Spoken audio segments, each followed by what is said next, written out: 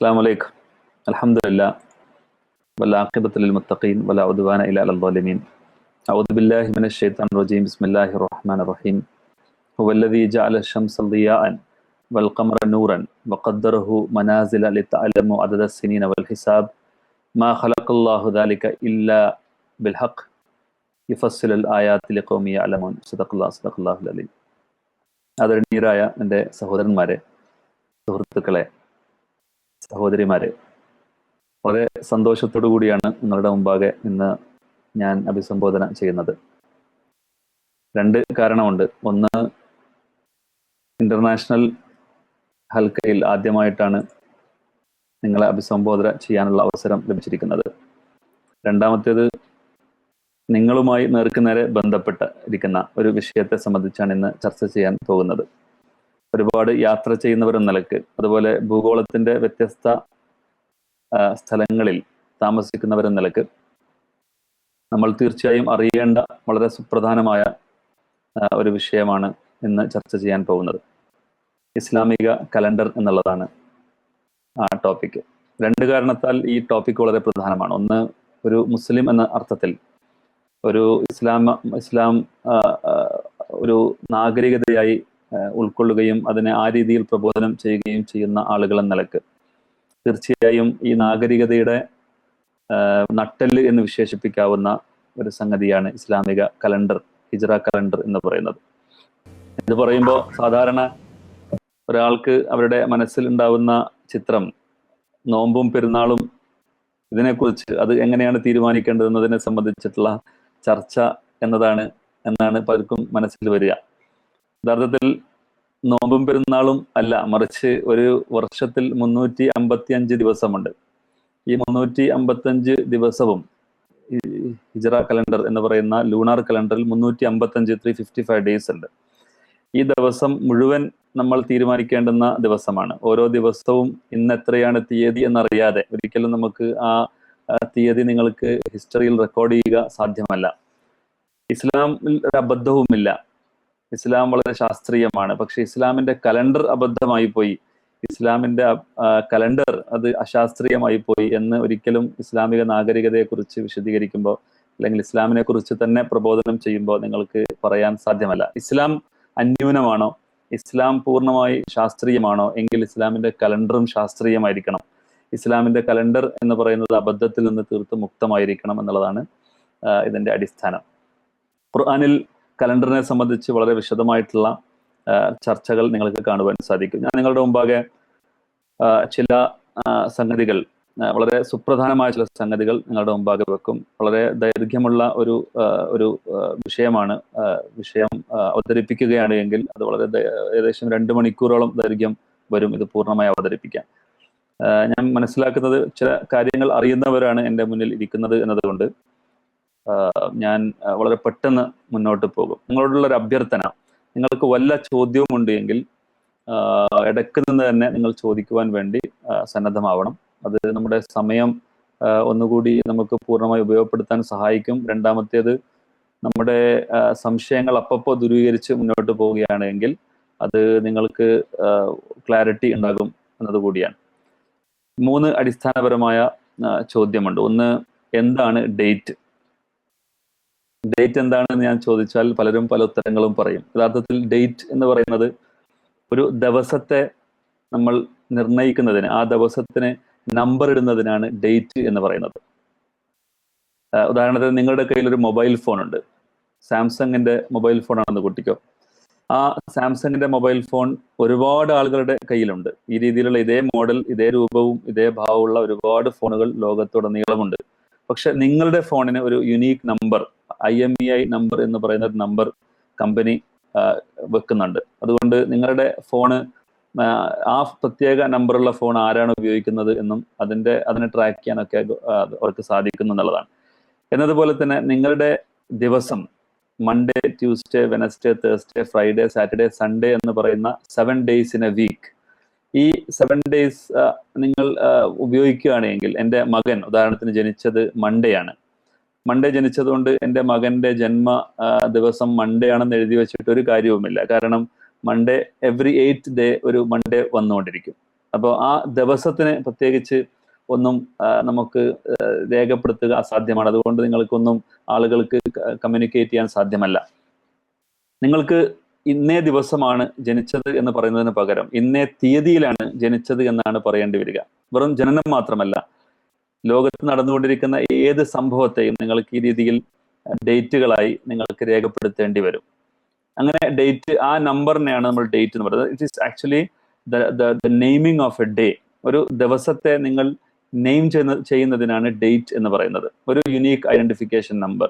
ഉദാഹരണത്തിന് ഇന്ന് 14th of February 2016 ആണ് ഗ്രിഗോറിയൻ കലണ്ടർ പ്രകാരം, ഇംഗ്ലീഷ് കലണ്ടർ പ്രകാരം 2016 ഫെബ്രുവരി 14 അപ്പോൾ 14/2/2016 എന്ന് പറയുന്ന നമ്പറിൽ ഇന്നത്തെ ദിവസം എഴുതപ്പെട്ടു. ഇന്നത്തെ ദിവസം എന്തൊക്കെയാണോ നടന്നത് ഇതൊക്കെ ഈ ഡേറ്റിൽ രേഖപ്പെടുത്തപ്പെടും. അതാണ് ഈ ഡേറ്റിന്റെ പ്രത്യേകത. ഡേറ്റ് ഇല്ലായിരുന്നുവെങ്കിൽ ഈ മൺഡേ എന്ന് നിങ്ങൾ രേഖപ്പെടുത്തിയിട്ട് കാര്യമില്ല. കാരണം മൺഡേ വന്നുകൊണ്ടേയിരിക്കും. നിങ്ങളുടെ ജന്മതീയതി നിങ്ങൾക്ക് ഉപയോഗപ്പെടുത്തുക സാധ്യമല്ല, ദിവസം നിങ്ങൾക്ക് ഉപയോഗപ്പെടുത്താൻ സാധ്യമല്ല. അപ്പോൾ എന്താണ് ഡേറ്റ് എന്ന് ചോദിച്ചാൽ it is actually the naming of A day. ഒരു ദിവസത്തെ നാമകരണം ചെയ്യുകയാണ് ഡേറ്റിലൂടെ എന്നാണ് അതിന്റെ ഉത്തരം. എന്തുകൊണ്ടാണ് ഇത് വളരെ പ്രധാനം, അല്ലെങ്കിൽ ഇസ്ലാമിക കലണ്ടർ തന്നെ, ഇസ്ലാമിക കലണ്ടർ എന്തുകൊണ്ടാണ് പ്രധാനമെന്ന് ചോദിച്ചാൽ, ഖുർആൻ നിങ്ങൾ പരിശോധിച്ചാൽ സൂറത്ത് തൗബയിലെ 37-ാമത്തെ ആയത്ത് വിശദീകരിക്കുന്നത് ഇന്നമൻ നസിഉ സിയാദത്തും ഫിൽ കുഫ്ർ എന്നാണ്. നമ്മുടെ തീയതി മാറ്റുക, തീയതിയെ മുന്നോട്ടേക്ക് കൊണ്ടുപോവുക അല്ലെങ്കിൽ പിന്നോട്ടേക്ക് കൊണ്ടുവരിക എന്ന് പറയുന്നത് യഥാർത്ഥത്തിൽ കുഫ്ർ ആണ് എന്നാണ് ഖുർആനിൽ പറയുന്നത്. ഡേറ്റിനെ തിരുത്തുക എന്നുള്ളത് കുഫ്റാണ്. അത് തൗഹീദും കുഫ്റുമായി ബന്ധപ്പെട്ടിട്ടുള്ള കാര്യമായിട്ടാണ് സൂറത്ത് തൗബ 37 അള്ളാഹു വിശദീകരിക്കുന്നത്. അപ്പോൾ ഒരിക്കലും നമുക്ക് ഡേറ്റിനെ തിരുത്തുക സാധ്യമല്ല, അല്ലെങ്കിൽ ഡേറ്റ് ഒരു പ്രാധാന്യമുള്ള ഇല്ലാത്ത ഒരു വിഷയമാണ് നിങ്ങൾക്ക് ഗണിക്കുക സാധ്യമല്ല. അത് നിങ്ങളുടെ തൗഹീദും ഷിർക്കുമായി ബന്ധപ്പെട്ടിരിക്കുന്നു എന്നുള്ളത് നമ്മൾ മനസ്സിലാക്കേണ്ടിയിരിക്കുന്നു. രണ്ടാമത്തേത്, നമ്മൾ ജീവിക്കുന്ന കാലഘട്ടത്തെക്കുറിച്ചും നമ്മൾ എവിടെയാണ് ഉള്ളത് എന്നതിനെ സംബന്ധിച്ചും കൃത്യമായ ഐഡിയ ഉണ്ടാവുക എന്നുള്ളത് ജീവനുള്ള ഒരു മനുഷ്യനെ സംബന്ധിച്ച് മറ്റേതൊരു ജീവജാലത്തിൽ നിന്ന് വ്യത്യസ്തമായി മനുഷ്യന് വളരെ പ്രധാനമാണ്. ഇന്നത്തെ ഡേറ്റ് ഏതാണ് എന്ന് തിരിച്ചറിയുക, ഞാൻ ജീവിക്കുന്ന സമയവും കാലവും നിർണ്ണയിക്കുക എന്നുള്ളത് വളരെ പ്രധാനമാണ്. എന്നുള്ളത് കൊണ്ട് it's very important actually to know your date and day. ഈ കലണ്ടർ എന്ന് പറയുന്ന ചർച്ചയും അതുകൊണ്ട് തന്നെ വളരെ സുപ്രധാനമാണ് എന്നാണ് ഇതിനെക്കുറിച്ച് പറയാനുള്ളത്. അതുപോലെ തന്നെ എന്താണ് ഗ്രിഗോറിയനും ഹിജ്റ കലണ്ടറും തമ്മിലുള്ള വ്യത്യാസം, അല്ലെങ്കിൽ എന്താണ് ഹിജ്റ കലണ്ടറും ഗ്രിഗോറിയൻ കലണ്ടറും ഇതിനിടയിലുള്ള പ്രാധാന്യം ഞാൻ ചോദിക്കുകയാണ് നിങ്ങളോട്. അഥവാ ഹിജ്രി കലണ്ടറാണോ നിങ്ങൾക്ക് പ്രധാനം, അതല്ലെങ്കിൽ ഗ്രിഗോറിയൻ കലണ്ടറാണോ നിങ്ങൾക്ക് പ്രധാനം എന്ന് ചോദിച്ചാൽ ഉത്തരം ഒന്നേ ഉണ്ടാവുകയുള്ളൂ. എല്ലാവരോടും വെവ്വേറെ ചോദിക്കാൻ സമയം നഷ്ടമാവുന്നതുകൊണ്ട് ഞാൻ ചോദിക്കുന്നില്ല.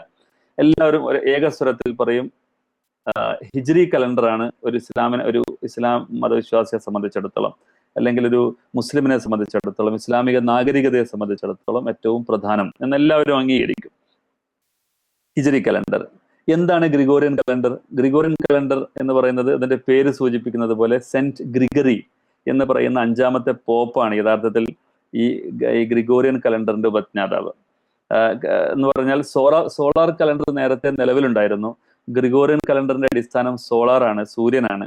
ഹിജ്രി കലണ്ടറിന്റെ അടിസ്ഥാനം ലൂണാറാണ്, മൂണാണ്, ചന്ദ്രനാണ്. എന്ന് മാത്രമല്ല ഗ്രിഗോറിയൻ കലണ്ടറിന്റെ ആധികാരിക വക്താവ് ആരാണെന്ന് ചോദിച്ചാൽ അത് വത്തിക്കാനിലുള്ള പോപ്പാണ് നമ്മൾ മനസ്സിലാക്കേണ്ടതുണ്ട്. ഏതൊരു കലണ്ടറിനും അതിൻ്റെ ഒരു ആധികാരിക വക്താവ് ഉണ്ടാകും. ഗ്രിഗോറിയൻ കലണ്ടറിന്റെ, ഇംഗ്ലീഷ് കലണ്ടറിന്റെ ആധികാരിക വക്താവ് സെന്റ് പീറ്റേഴ്സ്ബർഗിലുള്ള പോപ്പാണ് എന്ന് നമ്മൾ മനസ്സിലാക്കേണ്ടതുണ്ട്. പോപ്പാണ് തീരുമാനിക്കുന്നത് ഇന്നത്തെ ഡേറ്റ് എപ്പോഴാണ്. സെന്റ് ഗ്രിഗറി ചെയ്തത് എന്താണെന്ന് ചോദിച്ചാൽ ഒരു പ്രത്യേക ദിവസത്തിൽ ഒക്ടോബർ 12th ആണെന്ന് തോന്നുന്നു. ഒക്ടോബർ 12th അദ്ദേഹം പറഞ്ഞു നാളെ ഒക്ടോബർ 13th അല്ല, മറിച്ച് നാളെ ഒക്ടോബർ 22 ആണെന്ന് അദ്ദേഹം പറഞ്ഞു. അദ്ദേഹം 10 ഡേറ്റ് മൊത്തം കലണ്ടറിൽ നിന്ന് അദ്ദേഹം ഡിലീറ്റ് ചെയ്തു. അതിനെ മുന്നോട്ടേക്ക് കൊണ്ടുപോയി. അത് ചെയ്യുന്നതോടുകൂടി സംഭവിക്കുന്നതെന്ന് ചോദിച്ചാൽ അതിനുശേഷമുള്ള കാലഘട്ടത്തെ കുറിച്ച്, അതിനുശേഷമുള്ള കലണ്ടറിനെ സംബന്ധിച്ച് ഗ്രിഗോറിയൻ കലണ്ടർ എന്നറിയപ്പെടാൻ തുടങ്ങി. അതിനു മുമ്പ് ഗ്രിഗോറിയൻ കലണ്ടർ എന്നല്ല അറിയപ്പെട്ടിരുന്നു. സോളാർ കലണ്ടർ അല്ലെങ്കിൽ AD ആനോ ഡോമിനി എന്ന് മാത്രമാണ് അതിനെക്കുറിച്ച് പറഞ്ഞിരുന്നത്. അപ്പൊ ഇനിയും ഒരുപാട് വർഷങ്ങൾക്ക് ശേഷം മറ്റൊരു പോപ്പ് പറയാം ഒരു പക്ഷേ ഇന്നിതാ നാളെ മുതൽ 10 ദിവസം ഞാനിതാ ഡിലീറ്റ് ചെയ്തിരിക്കുന്നു എന്ന് പറഞ്ഞാൽ അവരാണ് അതിന്റെ വക്താവ്, പോപ്പാണ് ഇതിന്റെ വക്താവ് എന്നതുകൊണ്ട് തന്നെ അതിനുശേഷമുള്ള കലണ്ടറിനെ കുറിച്ച് ആ പ്രത്യേക പോപ്പിന്റെ പേരിലായിരിക്കും പിന്നീട് കലണ്ടർ അറിയപ്പെടുന്നത്. അപ്പൊ ഈ ക്രിസ്ത്യൻ മത നേതൃത്വമാണ് യഥാർത്ഥത്തിൽ നമ്മൾ ഇപ്പോൾ ആശ്രയിക്കുന്ന അല്ലെങ്കിൽ നമ്മളിപ്പോൾ നോക്കിക്കൊണ്ടിരിക്കുന്ന ഈ കലണ്ടറിന്റെ ആധികാരിക വക്താവ് നമ്മൾ അറിയേണ്ടതുണ്ട്. എന്ന് മാത്രമല്ല ലോകത്ത് എല്ലാ നാഗരികതകൾക്കും കലണ്ടറുകളുണ്ട്, എല്ലാ നാഗരികതക്കും കലണ്ടറുണ്ട്. ഹിന്ദു കലണ്ടർ നിലവിലുണ്ട്, മലയാളം കലണ്ടർ നിലവിലുണ്ട്, ഇന്ത്യയിൽ തന്നെ 5 പ്രധാനപ്പെട്ട ഹിന്ദു കലണ്ടറുകൾ നിലവിലുണ്ട്. എല്ലാത്തിനും അതിൻ്റെതായ ബേസുകളുണ്ട്. ഒരു നാഗരികത അല്ലെങ്കിൽ ഏതൊരു സിദ്ധാന്തമാണോ ഒരു കാലഘട്ടത്തെ പിന്നെ നിയന്ത്രിക്കുന്നത് അല്ലെങ്കിൽ അധീശത്വം വാഴുന്നത്, ആ കലണ്ടർ ആയിരിക്കും, ആ നാഗരികതയുടെ കലണ്ടർ ആയിരിക്കും അന്ന് ഡോമിനന്റ് ആയിട്ട് നിലനിൽക്കുന്നത്. ഇന്ന് നമ്മൾ ജീവിക്കുന്നത് പടിഞ്ഞാറൻ സാമ്രാജ്യത്വം അല്ലെങ്കിൽ പടിഞ്ഞാറൻ നാഗരികത ഏറ്റവും ഉത്തുംഗതയിൽ നിൽക്കുന്ന ഒരു കാലഘട്ടത്തിലാണ്. അതുകൊണ്ട് തന്നെ ഇന്ന് എല്ലാവരും ജാതി മത വർഗ വർണ്ണ വ്യത്യാസമില്ലാതെ എല്ലാവരും ഈ കലണ്ടറിനെ ഫോളോ ചെയ്തുകൊണ്ടിരിക്കുകയാണ്, ഗ്രിഗോറിയൻ കലണ്ടറിനെ. പക്ഷെ കുറച്ചു കാലം മുമ്പാണെങ്കിൽ നിങ്ങൾ നോക്കിയാൽ കാണാൻ സാധിക്കും കേരളത്തിൽ മലയാളം കലണ്ടറാണ് ആളുകൾ ഉപയോഗിച്ചുകൊണ്ടിരുന്നത്. അതുപോലെ തന്നെ പിന്നെ രാജസ്ഥാനിൽ പോയാൽ രാജസ്ഥാനിൽ തന്നെ അവർക്ക് തന്നെ ഒരു വളരെ നന്നായിട്ട് പിന്നെ അവർ ചെയ്യുന്ന ഒരു കലണ്ടർ ഉണ്ട്. നിങ്ങൾക്ക് ഡൽഹിയിൽ ജന്തർ മന്ദർ എന്ന് പറയുന്ന ഒരു സ്ഥലം കാണാൻ സാധിക്കും. ജന്തർ മന്ദർ ബേസിക്കലി നിങ്ങളുടെ കാലഗണന നിർണ്ണയിക്കാനുള്ള, നിങ്ങളുടെ ടൈം ആൻഡ് ഡേറ്റ് നിശ്ചയിക്കാനുള്ള സ്ഥലമാണ്. അത് കൃത്യമായി നിർവഹിച്ചു പോന്നിരുന്നു. പക്ഷെ ഇപ്പോൾ ഡോമിനന്റ് സിവിലൈസേഷൻ, വെസ്റ്റേൺ സിവിലൈസേഷൻ ആയതുകൊണ്ട് യാതൊരു ചോദ്യവുമില്ലാതെ എല്ലാവരും ഗ്രിഗോറിയൻ കലണ്ടറിനെ അംഗീകരിച്ച് മുന്നോട്ടേക്ക് പോവുകയാണ്. എന്ന് മാത്രമല്ല മുസ്ലിം സമുദായത്തെ സംബന്ധിച്ചിടത്തോളം വളരെ അപകർഷതാബോധത്തോടു കൂടിയാണ് നമ്മുടെ കലണ്ടറിനെ കുറിച്ച് പൊതുസമൂഹത്തിന് മുന്നിൽ നമ്മൾ പറയാറുള്ളത്. കാരണം ഇതിനേക്കാൾ വലിയ അബദ്ധം ഇനി സമുദായത്തിന് വേറെ ചെയ്യാനില്ല. കലണ്ടർ എന്ന് പറയുന്ന സുപ്രധാനമായ വിഷയത്തിൽ മുസ്ലിം സമുദായം ഇരുട്ടിൽ തപ്പുകയാണ് നമുക്ക് കാണുവാൻ സാധിക്കും. ഞാൻ നേരത്തെ പറഞ്ഞതുപോലെ വെറും നോമ്പും പെരുന്നാളുമാകുന്ന വിഷയമല്ല ഇവിടെ ഞാൻ പറയുന്നത്. 355 ദിവസം വരുന്ന ഒരു വർഷത്തിലുള്ള മുഴുവൻ ദിവസവും നിർണ്ണയിക്കുന്നതിനെ കുറിച്ചാണ് ഞാൻ പറയുന്നത്. ഇത്രയും പറഞ്ഞുകൊണ്ട് ഏറ്റവും പ്രധാനപ്പെട്ട ചില പോയിന്റുകൾ നിങ്ങളുടെ മുമ്പാകെ വെക്കുകയാണ്. എങ്ങനെയാണ് ഇന്റർനാഷണൽ ഡേറ്റ് ലൈൻ വർക്ക് ചെയ്യുന്നത് എന്ന് ആദ്യമായി നിങ്ങളുടെ മുമ്പാകെ വിശദീകരിക്കാം. എന്താണ് ഇന്റർനാഷണൽ ഡേറ്റ് ലൈൻ? നിങ്ങൾക്ക് ഒരുപക്ഷെ അറിയാമായിരിക്കാം, അല്ലെങ്കിൽ അതിനെക്കുറിച്ച് കൃത്യമായി ഒരുപക്ഷെ പൂർണ്ണമായ ഡീറ്റെയിൽസോടുകൂടി നിങ്ങൾ അതിനെക്കുറിച്ച് ആലോചിച്ചിട്ടുണ്ടാവില്ല. ഞാൻ നിങ്ങൾക്കൊരു ലിങ്ക് ഇവിടെ ടെക്സ്റ്റിൽ ഇടുകയാണ്. ആ ലിങ്ക് നിങ്ങൾ ക്ലിക്ക് ചെയ്ത് കഴിഞ്ഞാൽ നിങ്ങൾക്കൊരു വീഡിയോ കിട്ടും. ആ വീഡിയോ നിങ്ങൾ ഒന്ന് നോക്കിയാൽ നിങ്ങൾക്ക് എങ്ങനെയാണ് ഡേറ്റ് ലൈൻ വർക്ക് ചെയ്യുന്നതെന്ന് മനസ്സിലാവും. അത് ഏകദേശം 3 മിനിറ്റ് ദൈർഘ്യമുള്ള വീഡിയോ ആണെന്ന് തോന്നുന്നു. അത് നിങ്ങൾ കണ്ടിട്ട് നിങ്ങൾ തിരിച്ച് ഇതിലേക്ക് വരികയാണ് വേണ്ടത്. കാരണം ഇതിൽ വീഡിയോ കാണിക്കാനുള്ള സംവിധാനം ഇല്ലാത്തത് കൊണ്ട് ഈ യൂട്യൂബ് ലിങ്ക് ക്ലിക്ക് ചെയ്തിട്ട് നിങ്ങൾ വീഡിയോ കാണുക. എന്നിട്ട് ആ 2 മിനിറ്റ് ഉണ്ടാവും ഒരു പക്ഷെ. എന്നിട്ട് നിങ്ങൾ തിരിച്ച് ഇതിലേക്ക് തന്നെ വരണം. നിങ്ങൾ വന്നു കഴിഞ്ഞാൽ എന്നോട് പറയണം. ഞാനിത് ആ ലിങ്ക് പോസ്റ്റ് ചെയ്യണം. ഞാൻ പോസ്റ്റ് ചെയ്തിട്ടുണ്ട്. ആ ലിങ്ക് നിങ്ങളൊന്ന് ക്ലിക്ക് ചെയ്യണം.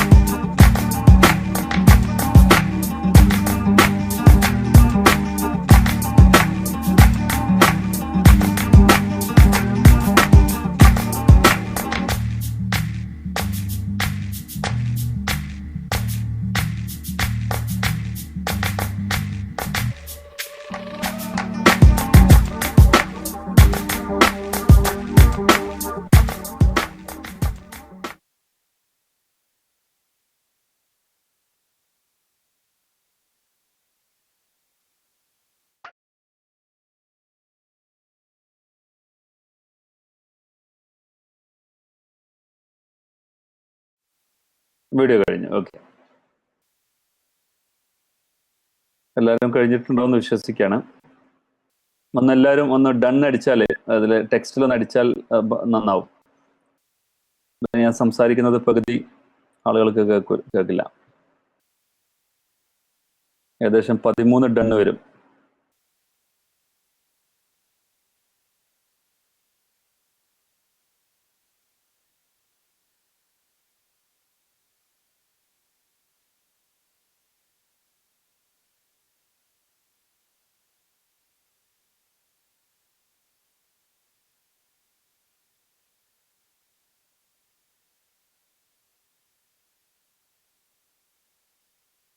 ചില ആളുകൾക്ക് ഇത് വീണ്ടും വീണ്ടും കാണേണ്ടി വരും. അപ്പോൾ അതാണ് നന്നാവുക. പൂർണ്ണമായി മനസ്സിലാകുന്നതിന് ചിലപ്പോൾ റിവൈൻഡ് അടിച്ച് ഒന്നുകൂടി കാണേണ്ടൊക്കെ വരും. അതുകൊണ്ടായിരിക്കും 10 പേര് ഡൺ പറഞ്ഞിട്ടുണ്ട്. 9 പേര് പറഞ്ഞിട്ടുണ്ട്. 4 പേര് ഇനിയും ബാക്കിയുണ്ട്. ഈ ഇന്റർനാഷണൽ ഡേറ്റ് ലൈനെ സംബന്ധിച്ച് കൃത്യമായി ഒരു അറിവ് ഇല്ലെങ്കിൽ നമുക്കൊരിക്കലും ഡേറ്റിനെ കുറിച്ച് നമുക്ക് മനസ്സിലാക്കുക അസാധ്യമാണ്. ഞാൻ പറയും, ഒരു പക്ഷേ ഇന്ന് സൺഡേ ആണ്. ഈ സൺഡേ ലോകത്ത് മുഴുവൻ ഒരൊറ്റ ഡേറ്റ് മാത്രമേ ഉണ്ടാവാൻ പാടുള്ളൂ. അപ്പൊ ലോകത്ത് എങ്ങനെയാണ് എല്ലായിടത്തും ഒരേ ഡേറ്റ് ഉണ്ടാവുക? ഇന്ന് ഇവിടെ രാത്രിയാകുമ്പോൾ അമേരിക്കയിൽ പകലല്ലേ എന്നൊക്കെ ചോദിക്കുന്നതിനുള്ള അത് ചോദിക്കുന്നത് യഥാർത്ഥത്തിൽ ഡേറ്റ് ലൈനിനെ കുറിച്ചും അതുപോലെ ഡേറ്റ് മാറുന്നതിനെ സംബന്ധിച്ചും കൃത്യമായ ധാരണ ഇല്ലാത്തത് കൊണ്ടാണ്. ഈ ആനിമേഷൻ വീഡിയോ നിങ്ങൾ കാണുമ്പോൾ നിങ്ങൾക്ക് അതിനെക്കുറിച്ചിട്ടുള്ള കൃത്യമായ ഒരു അറിവ് ലഭിക്കും. എങ്ങനെയാണ് ഡേറ്റ് മാറുന്നത്? ലോകത്ത് പസഫിക് ഓഷ്യൻ എന്ന് പറയുന്ന സമുദ്രത്തിൽ റഷ്യക്കും അമേരിക്കക്കും ഇടയിലുള്ള ഒരു നേർരേഖ, ഒരു സാങ്കല്പിക രേഖ നിലനിൽക്കുന്നുണ്ട്. ആ രേഖ കടക്കുമ്പോഴാണ്, ആ രേഖ 12 AM കടക്കുമ്പോഴാണ് യഥാർത്ഥത്തിൽ ലോകത്ത് ഡേറ്റ് മാറുന്നത്. സൂര്യൻ നേരെ ഓപ്പോസിറ്റ് ഉണ്ടാവും. അതിന് നേരെ ഓപ്പോസിറ്റ് ഉള്ള പസഫിക് ഓഷ്യനിലുള്ള ഈ ഐഡിയൽ ക്രോസ് ചെയ്യുമ്പോഴാണ് യഥാർത്ഥത്തിൽ ഡേറ്റ് മാറുന്നത്. അത് മാറി മാറി വരികയാണ്. ആദ്യം കാൽഭാഗം ലോകത്തിന്റെ കാൽഭാഗം ഒരു ഡേ ആവുന്നു. അത് തന്നെ ഇങ്ങനെ വലുതായി അത് പകുതി കവർ ചെയ്യുന്നു. പിന്നീട് അത് 1/4 ഭാഗമാകുന്നു. പിന്നെ അത് പൂർണ്ണമാകുന്നു. അപ്പോൾ ഓരോ ലാറ്റിറ്റ്യൂഡും ക്രോസ് ചെയ്തുകൊണ്ടാണ് അത് യഥാർത്ഥത്തിൽ പോവുകയും പിന്നീട് ലോകം മുഴുവൻ ഒരു ഡേ ആവുകയും, ഒരു ഡേ എന്ന് പറഞ്ഞാൽ ഡേറ്റ് ആവുകയും പിന്നീട് അത് മെല്ലെ മെല്ലെ ലോകം മുഴുവൻ കവർ ചെയ്തിട്ട് മറ്റൊരു ദിവസത്തിലേക്ക് കിടക്കുകയാണ്. ഈ ഒരു പിക്ചർ നമ്മുടെ മനസ്സിൽ ഉണ്ടാവണം ആദ്യമായിട്ട് ഇന്റർനാഷണൽ ഡേറ്റ് ലൈനെ കുറിച്ച്. അതുപോലെ നമ്മുടെ മനസ്സിൽ ഒരുപാട് അബദ്ധ ധാരണകൾ ഉണ്ട് എന്ന് നമ്മൾ മനസ്സിലാക്കേണ്ടതുണ്ട്. ലോകത്തെ സംബന്ധിച്ചും അതുപോലെ പ്രപഞ്ചത്തെക്കുറിച്ചും ദീനിനെ സംബന്ധിച്ചും തന്നെ ഒരുപാട് അബദ്ധ ധാരണകൾ ഈ വിഷയത്തിൽ നമ്മുടെ മനസ്സിൽ ഉറപ്പിക്കപ്പെട്ടിട്ടുണ്ട്. അതിനുള്ള ചില ഉദാഹരണങ്ങൾ ഒരുപാടുണ്ട്. ഒരൊറ്റ ഉദാഹരണം നിങ്ങളുടെ മുമ്പാകെ വെക്കുകയാണ്. ഈ ലോകത്തെക്കുറിച്ച് നമ്മൾ സാധാരണ ഈ പ്രപഞ്ചത്തെക്കുറിച്ച് മനസ്സിലാക്കുന്നത് സ്കൂളിലുള്ള 8ാം ക്ലാസ് 9ാം ക്ലാസ്സിലൊക്കെയുള്ള ടെക്സ്റ്റ് ബുക്കുകളിലുള്ള ഒരു പെയിന്റിംഗ് ഉണ്ട്, അല്ലെങ്കിൽ ഒരു ചാർട്ട് ഉണ്ട് സോളാർ സിസ്റ്റമിനെ സംബന്ധിച്ച്. സൂര്യൻ നടുവിലും അതിന് ചുറ്റുമായിട്ട് 9 പ്ലാനറ്റ് കറങ്ങിക്കൊണ്ടിരിക്കുന്ന ഒരു വളരെ ബോറിംഗ് ആയിട്ടുള്ള ഒരു സോളാർ സിസ്റ്റമിനെ സംബന്ധിച്ചാണ് യഥാർത്ഥത്തിൽ നമ്മൾ പഠിച്ചിട്ടുള്ളത്. പക്ഷേ സോളാർ സിസ്റ്റം അത്ര ബോറിംഗ് അല്ല. സോളാർ സിസ്റ്റം യഥാർത്ഥത്തിൽ വളരെ ഡൈനാമിക് ആയിട്ടുള്ള, വളരെ കളർഫുൾ ആയിട്ടുള്ള, അത്യന്തം അത്ഭുതകരമായിട്ടുള്ള ഒരു സിസ്റ്റമാണ് നിങ്ങൾക്ക് കാണുവാൻ സാധിക്കും. പിന്നെ ഞാൻ നിങ്ങൾക്കൊരു ലിങ്ക് ഇടുകയാണ്. ആ ലിങ്ക് നിങ്ങൾ കണ്ടു കഴിഞ്ഞാൽ എന്താണ് നമ്മൾ മനസ്സിലാക്കിയ സോളാർ സിസ്റ്റവും അതേ അവസരം യഥാർത്ഥത്തിലുള്ള സോളാർ സിസ്റ്റവും തമ്മിലുള്ള വ്യത്യാസം നിങ്ങൾക്ക് കാണുവാൻ സാധിക്കും. ഇത് മനസ്സിലാക്കൽ വളരെ പ്രധാനമാണ്. അള്ളാഹുവിന്റെ കുദറത്തും അള്ളാഹുവിന്റെ സുന്നത്തും മനസ്സിലാക്കുന്നതിന്, ഈ പ്രപഞ്ചത്തിന്റെ അത്യത്ഭുതകരമായിട്ടുള്ള സംവിധാനങ്ങളെ കുറിച്ച് മനസ്സിലാക്കുന്നതിനും, അതുപോലെ നമ്മൾ എത്രമാത്രം വലിയ തെറ്റിദ്ധാരണയിലാണ് ഈ പ്രപഞ്ചത്തെക്കുറിച്ചും എന്ന് മനസ്സിലാക്കുവാനും വേണ്ടിയാണിത്. ഈ വീഡിയോ ഒന്ന് കാണുക.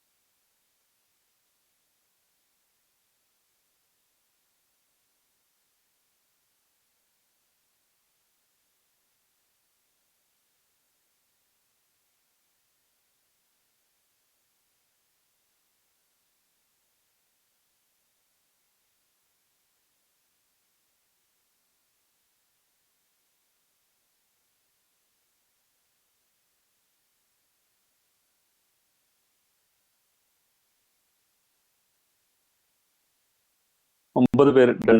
യെസ് 10. ഓക്കെ, അത്ഭുതമായിരിക്കുന്നു അല്ലേ? വണ്ടർഫുൾ. ലോകം എങ്ങനെയാണ് മുന്നോട്ട് പോകുന്നത്, എങ്ങനെയാണ് ഭൂമിയിലാണ് നമ്മൾ ഇരിക്കുന്നത് എന്നുള്ള അത്ഭുതമായിരിക്കും നിങ്ങൾ കണ്ടപ്പോൾ നിങ്ങൾക്ക് തോന്നിയിട്ടുണ്ടാവുക. നമ്മൾ ഇങ്ങനെ കറങ്ങാണ്, റൊട്ടേറ്റ് ചെയ്യാണ്, റിവോൾവ് ചെയ്യാണ്. അതോടൊപ്പം തന്നെ നമ്മൾ ഏകദേശം 50,000 km/h സഞ്ചരിച്ചുകൊണ്ടിരിക്കുകയാണ് സൂര്യനോടൊപ്പം. വല്ലാത്ത ഒരു ഒരു ഒരു ഒരു കറക്കം തന്നെയാണ്, വോർട്ടെക്സ്. അത്യന്തം കോംപ്ലക്സ് ആയിട്ടുള്ള ഇത് വെറും ഒരു സ്ഥൂല തലത്തിൽ അല്ലെങ്കിൽ മാക്രോ ലെവലിൽ മാത്രമല്ല, സൂക്ഷ്മതലത്തിൽ മൈക്രോ ലെവലിലും നിങ്ങൾക്ക് ഇതേ രീതിയിലുള്ള ചലനമാണ് നിങ്ങൾ കാണാൻ സാധിക്കും. ഓരോ ആറ്റത്തിലും ഇതേ വോർട്ടെക്സ് നിങ്ങൾ കാണാൻ സാധിക്കും. ഇലക്ട്രോണും പ്രോട്ടോണും ന്യൂട്രോണും ഉൾപ്പെടെയുള്ള ഏത് റൊട്ടേഷനും, അതുപോലെ ഏറ്റവും സൂക്ഷ്മതലം മുതൽ നിങ്ങൾക്ക് ഇതേ രീതിയിലുള്ള കോംപ്ലക്സിറ്റീസ് അള്ളാഹുവിന്റെ കുദറത്തായിട്ട് നിങ്ങൾക്ക് കാണുവാൻ സാധിക്കും. അപ്പോൾ ഞാൻ ഇത് നിങ്ങളുടെ മുമ്പാകെ വെച്ചത് നമ്മൾ ഉണ്ടാക്കിയിട്ടുള്ള അബദ്ധമായിട്ടുള്ള ചില ധാരണകൾ നമ്മുടെ മനസ്സിലുണ്ട്. അത് ഇതിനെക്കുറിച്ച് മാത്രമല്ല, പ്രപഞ്ചത്തെക്കുറിച്ച് മാത്രമല്ല, മറിച്ച് ഇസ്ലാമിനെ കുറിച്ച് തന്നെ, ഇസ്ലാം മുന്നോട്ട് വെക്കുന്ന കലണ്ടറിനെ സംബന്ധിച്ചിട്ടുള്ള സങ്കല്പത്തിൽ തന്നെ വലിയ അബദ്ധങ്ങൾ നമുക്കുണ്ട് എന്ന് നിങ്ങൾക്ക് മനസ്സിലാക്കുന്നതിന് ചില 5 സ്റ്റുപ്പിഡിറ്റീസ് നിങ്ങളുടെ മുമ്പാകെ വെക്കാം. ഒന്നാമത്തേത്, ഒരു ദിവസം എന്ന് പറയുന്ന പിന്നെ ഒരു ഡേറ്റിന് ഒരു ദിവസം മാത്രമേ ഉണ്ടാവാൻ പാടുള്ളൂ എന്നുള്ളതാണ് കലണ്ടറിന്റെ അടിസ്ഥാനം. അതല്ലെങ്കിൽ കലണ്ടർ ഒരിക്കലും നിങ്ങൾക്ക് ഉപയോഗപ്പെടുത്തുക സാധ്യമല്ല. ഉദാഹരണത്തിന്, നിങ്ങൾ ഒരു ഇസ്ലാമിസ്റ്റ് ആയിട്ടുള്ള നിങ്ങൾക്കൊരു മകൻ ജനിക്കുമ്പോൾ റമദാൻ 1-നാണ് നിങ്ങളുടെ മകൻ ജനിച്ചത്. നിങ്ങൾ വിചാരിക്കുകയാണ്, എൻ്റെ മകന്റെ ഈ ജനനത്തീയതി ഞാനൊരു ഇസ്ലാമിസ്റ്റ് ആയതുകൊണ്ട് ഇസ്ലാമിക കലണ്ടർ പ്രകാരം ഞാനത് രേഖപ്പെടുത്തും, അതെല്ലാവരോടും ഇസ്ലാമിക കലണ്ടർ വെച്ച് തന്നെ ഞാൻ എല്ലാവരോടും പറയും. നിങ്ങൾ റമദാൻ 1 നിങ്ങൾ ആയ ഉടനെ തന്നെ നിങ്ങൾ അത് എഴുതി വെക്കുകയാണ്, റമദാൻ 1 1436 എൻ്റെ മകൻ ജനിച്ചത് എന്ന് എഴുതി വെക്കുന്നു. എന്നിട്ട് ഒരു വർഷം കഴിഞ്ഞിട്ട് നിങ്ങൾ നിങ്ങളുടെ മകന്റെ ഡേറ്റ് ഓഫ് ബർത്ത് പറയാണ്, എൻ്റെ മകൻ ജനിച്ചത് റമദാൻ 1-നാണ്. ആളുകൾ ചോദിക്കും, നിങ്ങൾ ഏത് റമദാൻ 1-നാണ് പറയുന്നത്? അത് UK-യിലുള്ള റമദാൻ 1-നാണോ, അല്ലെങ്കിൽ കേരളത്തിലുള്ള റമദാൻ 1-നാണോ, ഡൽഹിയിലുള്ള റമദാൻ 1-നാണോ, കാസർഗോഡുള്ള റമദാൻ 1-നാണോ, അല്ലെങ്കിൽ മംഗലാപുരത്തുള്ള റമദാൻ 1-നാണോ? ഇതെല്ലാം വേറെ വേറെയാണ്. ലക്ഷദ്വീപിലുള്ള റമദാൻ 1-നാണോ? എല്ലാ റമദാൻ 1-ഉം ലോകത്ത് ഒരേ സമയത്ത് 5 റമദാൻ 1-കളുണ്ട്. വെറും റമദാൻ 1 മാത്രമല്ല, at any given point of N year ഇസ്ലാമിക കലണ്ടർ എന്ന് പറയുന്നത് വേരി ചെയ്യുന്നുണ്ട്. അത് പിന്നെ ഒരിക്കലും യൂണിഫൈഡ് അല്ല, നിങ്ങൾ കാണുവാൻ സാധിക്കും. അത് ഏറ്റവും വലിയ സ്റ്റുപ്പിഡിറ്റിയാണ്. അതുകൊണ്ട് തന്നെ നിങ്ങൾക്ക് ഈ ഇസ്ലാമിക കലണ്ടറിലുള്ള ഡേറ്റ് ഉപയോഗിച്ച് നിങ്ങൾക്ക് ഉപയോഗപ്പെടുത്താനോ അത് രേഖപ്പെടുത്തുവാനോ സാധ്യമല്ല. അതുകൊണ്ട് നിങ്ങൾക്ക് ആർക്കും തന്നെ നിങ്ങളുടെ ഗ്രിഗോറിയൻ കലണ്ടർ, ഈ പറയുന്ന ക്രിസ്ത്യൻ കലണ്ടറിലുള്ള ഡേറ്റ് അല്ലാതെ നിങ്ങളുടെ ഡേറ്റ് ഓഫ് ബർത്ത് നിങ്ങൾക്ക് ഒരിക്കലും ഓർമ്മിച്ചിട്ടൊരു കാര്യവുമില്ല. ഇസ്ലാമിക കലണ്ടർ എന്ന് പറയുന്നത് അശാസ്ത്രീയവും അതുപോലെ പിന്നെ അപ്രായോഗികവുമായിട്ടുള്ള ഒരു സാധനമായിട്ട് നമ്മൾ തന്നെ ഗണിക്കുകയാണ്. കാരണം എന്താണെന്ന് ചോദിച്ചാൽ, 1 day is equal to 1 date എന്ന് പറയുന്ന അടിസ്ഥാനപരമായിട്ടുള്ള a day is equal to a date. 1 day should resemble 1 date across the globe എന്ന് പറയുന്ന ബേസിക് ഫിനോമിനൻ, ബേസിക് അതിന്റെ പ്രിൻസിപ്പിൾ നമ്മൾ പാലിക്കുന്നില്ല എന്നുള്ളതാണ് നിങ്ങൾ കാണുവാൻ സാധിക്കും. അതുകൊണ്ട് തന്നെ നമ്മുടെ കലണ്ടർ ഒരു വലിയ വിഡ്ഢിത്തമായി, ഒരു അപ്രായോഗികമായ ഒരു പ്രാഹേളികയായിട്ട് ആളുകൾക്ക് ബോധ്യപ്പെടുന്നു.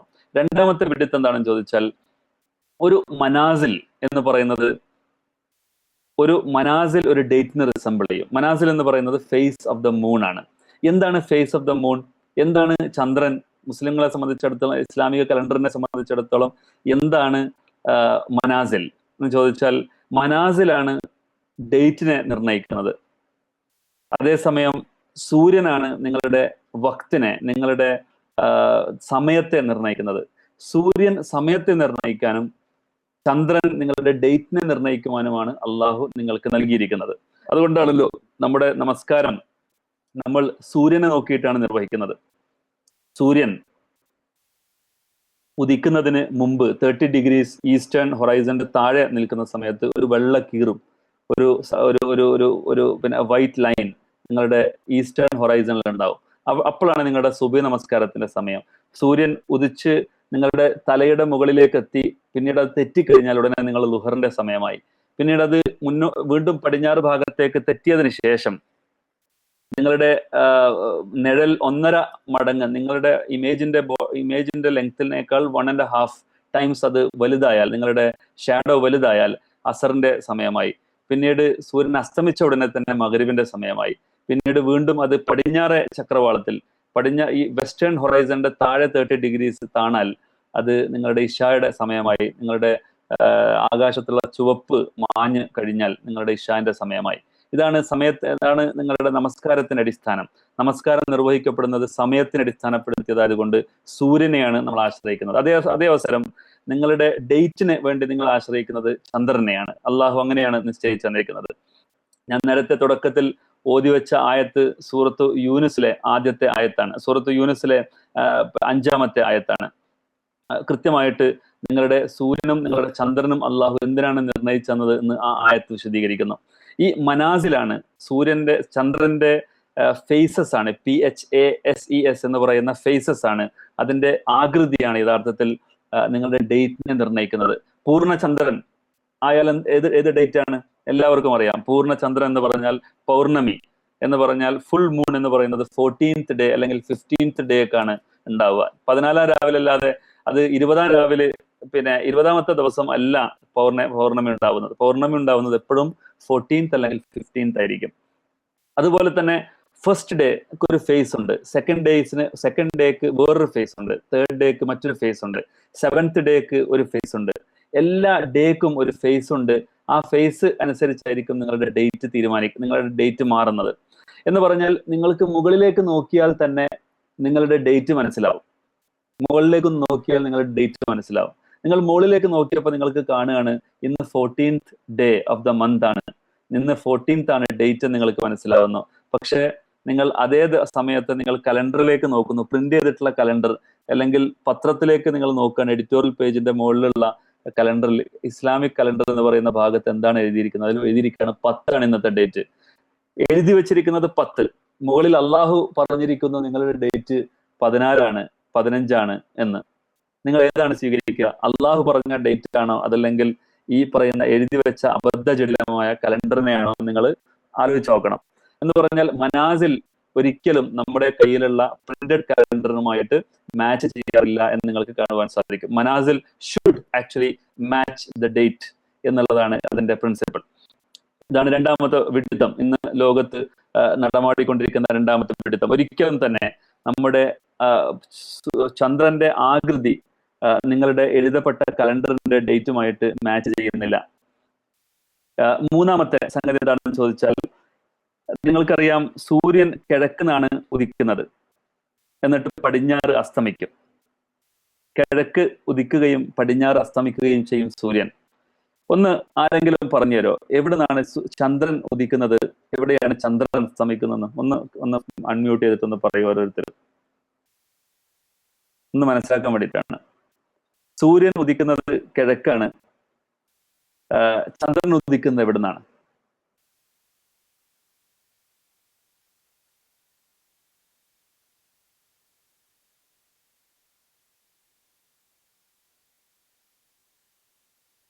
ഗൂഗിൾ സെർച്ച് ചെയ്യേണ്ടതില്ല.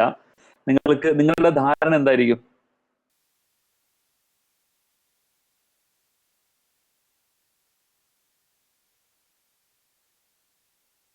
നിങ്ങളുടെ ധാരണ പ്രകാരം സൂര്യൻ എവിടുന്നാണ്, ചന്ദ്രൻ എവിടുന്നാണ് ഉദിക്കുന്നത്? ഒന്ന് പറഞ്ഞു നോക്കി.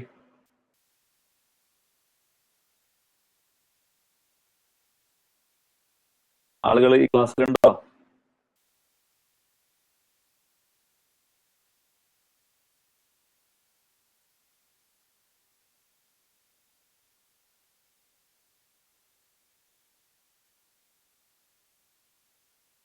ശരി, ഞാൻ പറയാം.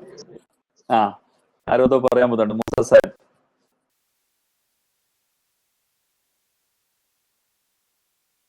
Depends where it's when sunsets. അതൊരു ഉത്തരമാണ്, ഫൈസൽ സാഹിബിന്റെ ഉത്തരമാണ്. Depends where it's when sunsets. എന്റെ ചോദ്യം അതായിരുന്നില്ല. എന്റെ ചോദ്യം എവിടെ നിന്നാണ് ചന്ദ്രൻ ഉദിക്കുന്നത് എന്നാണ്. ചന്ദ്രൻ ഉദിക്കുക ഡിപ്പെൻഡ് ചെയ്തിട്ടില്ല. It doesn't depend on any sun's position.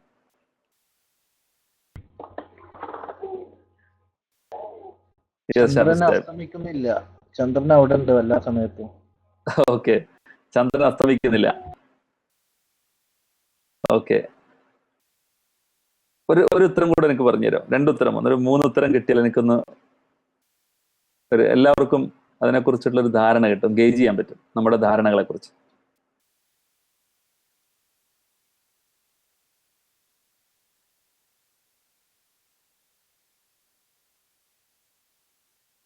ഒരു ഉത്തരവും കൂടെ.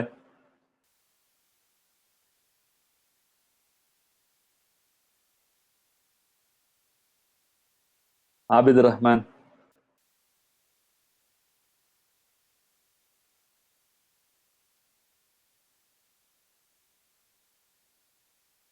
ശരി. Muhammad Shajin, it's covered by sunlight does not set. Okay, സൂര്യൻ ചന്ദ്രൻ അസ്തമിക്കുന്നില്ല എന്ന രണ്ട് അഭിപ്രായം വന്നിട്ടുണ്ട്. ഇത് യഥാർത്ഥത്തിൽ ഇതേ ചോദ്യം ഞാൻ കാലിമാരോട് ചോദിച്ചിട്ടുണ്ട്. ഈ വിഷയം പഠിക്കാൻ തുടങ്ങിയപ്പോൾ വളരെ ഇൻട്രസ്റ്റഡ് ആയിരുന്നു. അപ്പോൾ ഇവിടെയുള്ള കാലിമാരുടെ ഒന്ന് അറിവ് ഇതിനെക്കുറിച്ച് അറിയാൻ വേണ്ടി ഞാൻ കാലിമാരുടെ അടുക്കലേക്ക് പോയിട്ട് ചോദിച്ചു. ഈ കാലിമാരാണല്ലോ നമ്മുടെ നമ്മുടെ നോമ്പും പെരുന്നാളും ഒക്കെ പ്രഖ്യാപിക്കുന്ന ആളുകൾ. ഇവർക്ക് ചന്ദ്രൻ എവിടുന്നാണ് ഉദിക്കുന്നതെന്ന് അറിയോ എന്ന് ചോദിക്കാൻ വേണ്ടി ഞാൻ അവരോട് ഒരു ശ്രമം നടത്തി നോക്കി. ഒരാൾ പറഞ്ഞത്, ഒരു കാലി പറഞ്ഞത്, ഈ ചന്ദ്രൻ എന്ന് പറയുന്നത് വളരെ അത്ഭുതകരമായിട്ടുള്ള കാര്യമാണ്. അത് പടിഞ്ഞാറ് നിന്ന് തന്നെ ഉദിക്കുകയും പിന്നീട് പടിഞ്ഞാറ് തന്നെ അസ്തമിക്കുകയും ചെയ്യും. വേറൊരാൾ പറഞ്ഞത്, സൂര്യൻ ഉദിക്കുന്നത് കിഴക്കുന്നാണ്, പക്ഷെ ചന്ദ്രൻ ഉദിക്കുക പടിഞ്ഞാറുന്നാണ് എന്നാണ്. എന്നിട്ട് കിഴക്ക് അസ്തമിക്കുന്നു എന്ന് പറഞ്ഞാൽ ഒരു അരമണിക്കൂർ അല്ലെങ്കിൽ ഒരു ദിവസം, ഒരു മിനിറ്റ് എങ്കിലും ഓരോ ദിവസവും നോക്കുകയാണെങ്കിൽ ചന്ദ്രൻ എവിടുന്നാണ് ഉദിക്കുന്നതെന്നും എവിടെയാണ് അസ്തമിക്കുന്നതെന്നും നിങ്ങൾക്ക് കൃത്യമായിട്ട് കാണാൻ സാധിക്കും. നിങ്ങളുടെ കണ്ണിന്റെ മുന്നിൽ നിങ്ങൾക്ക് കാണാൻ പറ്റുന്ന കാര്യമാണ്. സൂര്യനെ നിങ്ങൾ കാണുന്നത് പോലെ തന്നെ ചന്ദ്രന്റെ ഉദയവും അസ്തമയവും നിങ്ങൾക്ക് കാണാൻ സാധിക്കും. ചന്ദ്രനും ഉദിക്കുന്നത് കിഴക്ക് നിന്ന് തന്നെയാണ്, എന്നിട്ട് പടിഞ്ഞാറ് അസ്തമിക്കും. രണ്ടും ഒരേ ദിശയിൽ നിന്ന് ഉദിക്കുകയും മറ്റൊരു ദിശയിൽ അസ്തമിക്കുകയും ചെയ്യും. കിഴക്കുന്ന് ഉദിക്കുന്നു, പടിഞ്ഞാറ് അസ്തമിക്കും. അങ്ങനെയാണ് സംഭവിക്കുന്നത്. കിഴക്കുന്ന് ഉദിക്കുന്നു, പടിഞ്ഞാറ് അസ്തമിക്കുന്നു. രണ്ടും ഒരേ രീതിയിൽ തന്നെ കിഴക്കുന്നാണ് ഉദിക്കുകയും രണ്ടും ഒരേ രീതിയിൽ പടിഞ്ഞാറ് അസ്തമിക്കുകയും ചെയ്യുന്നതാണ് അതിന്റെ ശരി ഉത്തരം. നിങ്ങൾ നാളെ മുതൽ നോക്കണം എന്നാണ് നിങ്ങളോട് അഭ്യർത്ഥിക്കാനുള്ളത്. നാളെ നിങ്ങൾ മുകളിലേക്കൊന്ന് നോക്കണം. എവിടെയാണ് ഈ ചന്ദ്രന്റെ ഒരു കോലം, അത് എവിടുന്നാണ് ഉദിക്കുന്നത്, എവിടെയാണ് അസ്തമിക്കുന്നത്, എങ്ങോട്ടാണ് സഞ്ചരിക്കുന്നത്, അതിന്റെ സ്പേസ്, അതിന്റെ പേസ്, അതിന്റെ സഞ്ചാര പഥം, അതുപോലെ തന്നെ അതിന്റെ സ്പീഡ്, ഇതൊക്കെ നിങ്ങൾ അളന്നു നോക്കണം. അതിനെക്കുറിച്ച് കുറച്ച് വിശദമായിട്ട് ഞാൻ പറഞ്ഞുതരാം. അപ്പൊ ഈ മനാസിൽ ശരിക്കും നിങ്ങളുടെ ഫേസുമായിട്ട് മാച്ച് ചെയ്യണം എന്നുള്ളതാണ് ഏറ്റവും അടിസ്ഥാനപരമായിട്ടുള്ള കാര്യം. അത് ചെയ്യുന്നില്ല എന്ന് മാത്രമല്ല, ഈ പടിഞ്ഞാറ് അസ്തമിക്കുന്ന ചന്ദ്രൻ പടിഞ്ഞാറ് അസ്തമിക്കുകയാണ്. നാളെ നോമ്പാണോ അല്ലേ എന്ന് തീരുമാനിക്കാൻ വേണ്ടി സമുദായം പോകുന്നത് കേരളത്തിലെ കടപ്പുറത്ത്, ഇപ്പൊ ഈ കേരളത്തിലാണെങ്കിൽ കേരളത്തിലെ കടപ്പുറത്ത് പോയിട്ട് നോക്കുന്നത് പടിഞ്ഞാറ് ഭാഗത്താണ്. ഈ പടിഞ്ഞാറ് ഭാഗത്ത് അവർ കാണാൻ പോകുന്നത് അസ്തമിക്കുന്ന ചന്ദ്രനെയാണ്. അസ്തമിക്കുന്ന ചന്ദ്രനെ നോക്കിയിട്ട്, എന്ന് പറഞ്ഞാൽ രാവിലെ ഉദിച്ച ചന്ദ്രൻ മഗ്രിബിന്റെ സമയത്ത് അസ്തമിക്കുകയാണ്. ഈ അസ്തമിക്കുന്ന ചന്ദ്രനെ നോക്കിയിട്ട് പറയാണ് നാളെയാണ് 1 എന്ന്. ഇന്ന് നമ്മൾ കാണുകയാണെങ്കിൽ എങ്ങനെയാണ് ഇന്നത്തെ ചന്ദ്രനെ നോക്കിയിട്ട് അത് നാളത്തെ ഡേറ്റ് ആണെന്ന് തീരുമാനിക്കുക എന്നുള്ളതാണ് അടിസ്ഥാനപരമായിട്ടുള്ള മൂന്നാമത്തെ ചോദ്യം. നമുക്ക് മനസ്സിലായി കാണും. അതായത് ഇന്നത്തെ ഫേസ്, ഇന്നത്തെ ആകൃതി, ഇന്നത്തെ മനാസിൽ എന്ന് പറയുന്ന ആ ചന്ദ്രൻ നമ്മൾ അസ്തമിക്കുന്നത് കാണുകയാണ്. ഒന്നാമത്തെ ഫസ്റ്റ് ഫേസ് നമ്മൾ കാണുകയാണ്. എന്നിട്ട് നമ്മൾ പറയണം, ഞാൻ കണ്ടു, പടിഞ്ഞാറ ചക്രവാളത്തിൽ ഞാൻ കണ്ടു. ഈ പടിഞ്ഞാറ ചക്രവാളത്തിൽ ഞാൻ ഇപ്പോൾ കണ്ടുകൊണ്ടിരിക്കുന്ന ചന്ദ്രൻ പറയുന്നത് നാളെ 1 എന്നാണ്. അല്ല, ഒന്നാമത്തെ ചന്ദ്രൻ ഇന്നാണല്ലോ, ഇന്നത്തെ ചന്ദ്രൻ അസ്തമിക്കുന്നതാണല്ലോ ഞാൻ കാണുന്നത്. അങ്ങനെയാണെങ്കിൽ ഇന്ന് 1 ഞങ്ങൾക്ക് നോമ്പുണ്ടായിട്ടില്ല എന്നല്ലേ അത് വെളിവാക്കുന്നത് എന്നുള്ളതാണ് മൂന്നാമത്തെ അടിസ്ഥാനപരമായിട്ടുള്ള ചോദ്യം. നിങ്ങളുടെ യുക്തിബോധത്തെ ഉണർത്താൻ വേണ്ടി കൂടിയാണ് ഞാനിത് പറയുന്നത്. നിങ്ങളൊന്ന് ആലോചിക്കണം. ഈ വിഷയങ്ങളൊക്കെ നോട്ട് ചെയ്യുകയും പിന്നീട് ആലോചിക്കുകയും വേണം. നിങ്ങളുടെ മുമ്പിൽ ഇത് പറയുമ്പോൾ ഒരു പേനയും അതുപോലെ തന്നെ ഒരു പേപ്പറും നിങ്ങളുടെ മുമ്പിൽ വെക്കണം. എന്നിട്ട് ചോദ്യങ്ങൾ അപ്പപ്പോൾ നിങ്ങൾ നോട്ട് ചെയ്തിട്ട് നിങ്ങൾക്ക് പിന്നീട് ചോദിക്കാവുന്നതാണ്, അല്ലെങ്കിൽ ഇപ്പൊ തന്നെ നിങ്ങൾക്ക് ചോദിക്കാവുന്നതാണ്. നാലാമത്തെ പോയിന്റ്, ഈ ചന്ദ്രൻ, ആദ്യത്തെ ചന്ദ്രൻ എന്ന് പറയുന്നതിന്റെ വിസിബിലിറ്റി, അത് ലോകത്തെ വളരെ കുറഞ്ഞ സ്ഥലങ്ങളിൽ മാത്രമേ കാണാൻ സാധിക്കുകയുള്ളൂ. ലോകത്ത് വളരെ ചുരുങ്ങിയ സ്ഥലത്ത് മാത്രമേ ഈ ആദ്യത്തെ ഹിലാൽ എന്ന് പറയുന്ന സാധനത്തെ കാണാൻ സാധിക്കുള്ളൂ. ഖുർആനിൽ അല്ലെങ്കിൽ അറബി ഭാഷയിൽ ചന്ദ്രനെ ചന്ദ്രൻ എന്ന് മാത്രമല്ല പറയുന്നത്. ചന്ദ്രന്റെ അറബി ഖമർ ആണ്. അതേപോലെ തന്നെ ആദ്യത്തെ മനാസിൽ അത് ഹിലാലാണ്. ആദ്യത്തെ ആ വളഞ്ഞ പിന്നെ ചന്ദ്രൻ അത് ഹിലാൽ എന്നാണ് അറബിയിൽ പറയുന്നത്. അതുപോലെ ഖമർ എന്ന് പറഞ്ഞാൽ പൂർണ്ണ ചന്ദ്രനാണ്. അതുപോലെ പിന്നെ മൊത്തത്തിൽ ഈ പിന്നെ ചന്ദ്രനെ കുറിച്ച് പറയുന്നത് ഖമർ എന്നാണ്. ബദർ എന്നാണ് പൂർണ്ണചന്ദ്രനെ കുറിച്ച് പറയുന്നത്, ബദർ. ഇങ്ങനെ വ്യത്യസ്തമായ ഫേസസിന് തന്നെ അറബി ഭാഷയിൽ പേരുകളുള്ളതായിട്ട് നിങ്ങൾക്ക് കാണാൻ സാധിക്കും. ഈ ആദ്യത്തെ ഹിലാൽ എന്ന് പറയുന്ന സാധനത്തെ നിങ്ങൾക്ക് ലോകത്ത് എല്ലാ സ്ഥലത്തു നിന്നും ഒരുപോലെ കാണുക സാധ്യമല്ല. അത് അശാസ്ത്രീയമാണ്. നിങ്ങൾക്ക് എവിടെയും ലോകത്തെ എല്ലാ സ്ഥലത്തു നിന്നും എല്ലാവർക്കും കാണാൻ കഴിയുമെന്ന് നിങ്ങൾ വിചാരിച്ചാൽ അത് ചെയ്യാൻ സാധ്യമല്ല. ലോകത്ത് വളരെ കുറഞ്ഞ സ്ഥലങ്ങളിൽ മാത്രമേ അതിന് ശാസ്ത്രനാമം ലൂണാർ വിസിബിലിറ്റി കേവ് എന്നാണ്. ആ കേവ് കടന്നു പോകുന്ന സ്ഥലത്തൂടെ മാത്രമേ നിങ്ങൾക്ക് ആദ്യത്തെ ചന്ദ്രനെ കാണാൻ സാധ്യമാവുകയുള്ളൂ. അങ്ങനെയാണെങ്കിൽ എങ്ങനെയാണ് സൗദിയിൽ കണ്ട ചന്ദ്രനെ നമ്മൾ സ്വീകരിക്കില്ല എന്ന് കേരളത്തിൽ നിന്നോ അല്ലെങ്കിൽ ഇന്ത്യയിൽ നിന്നോ പറയാൻ സാധിക്കുക? സൗദിയിൽ നിന്ന് കണ്ട സാധനത്തെ നമ്മൾ സ്വീകരിക്കുകയില്ല. ഈ ബോർഡേഴ്സ് ആരാണ് തീരുമാനിച്ചത്? സൗദിയുടെ ബോർഡർ എന്ന് പറയുന്ന സാധനം അത് അള്ളാഹു തീരുമാനിച്ചതാണോ? ഇന്ത്യയുടെ ബോർഡറും കേരളത്തിന്റെ ബോർഡറും ഒക്കെ നമ്മൾ തീരുമാനിച്ചതാണോ? അള്ളാഹു തീരുമാനിച്ചതാണോ? നമ്മൾ ചോദിക്കേണ്ടതുണ്ട്. ലോകത്ത് എവിടെ നിന്ന് കണ്ടാലും അത് മറ്റൊരു ഭാഗത്തേക്ക് ബാധകമാവില്ലേ?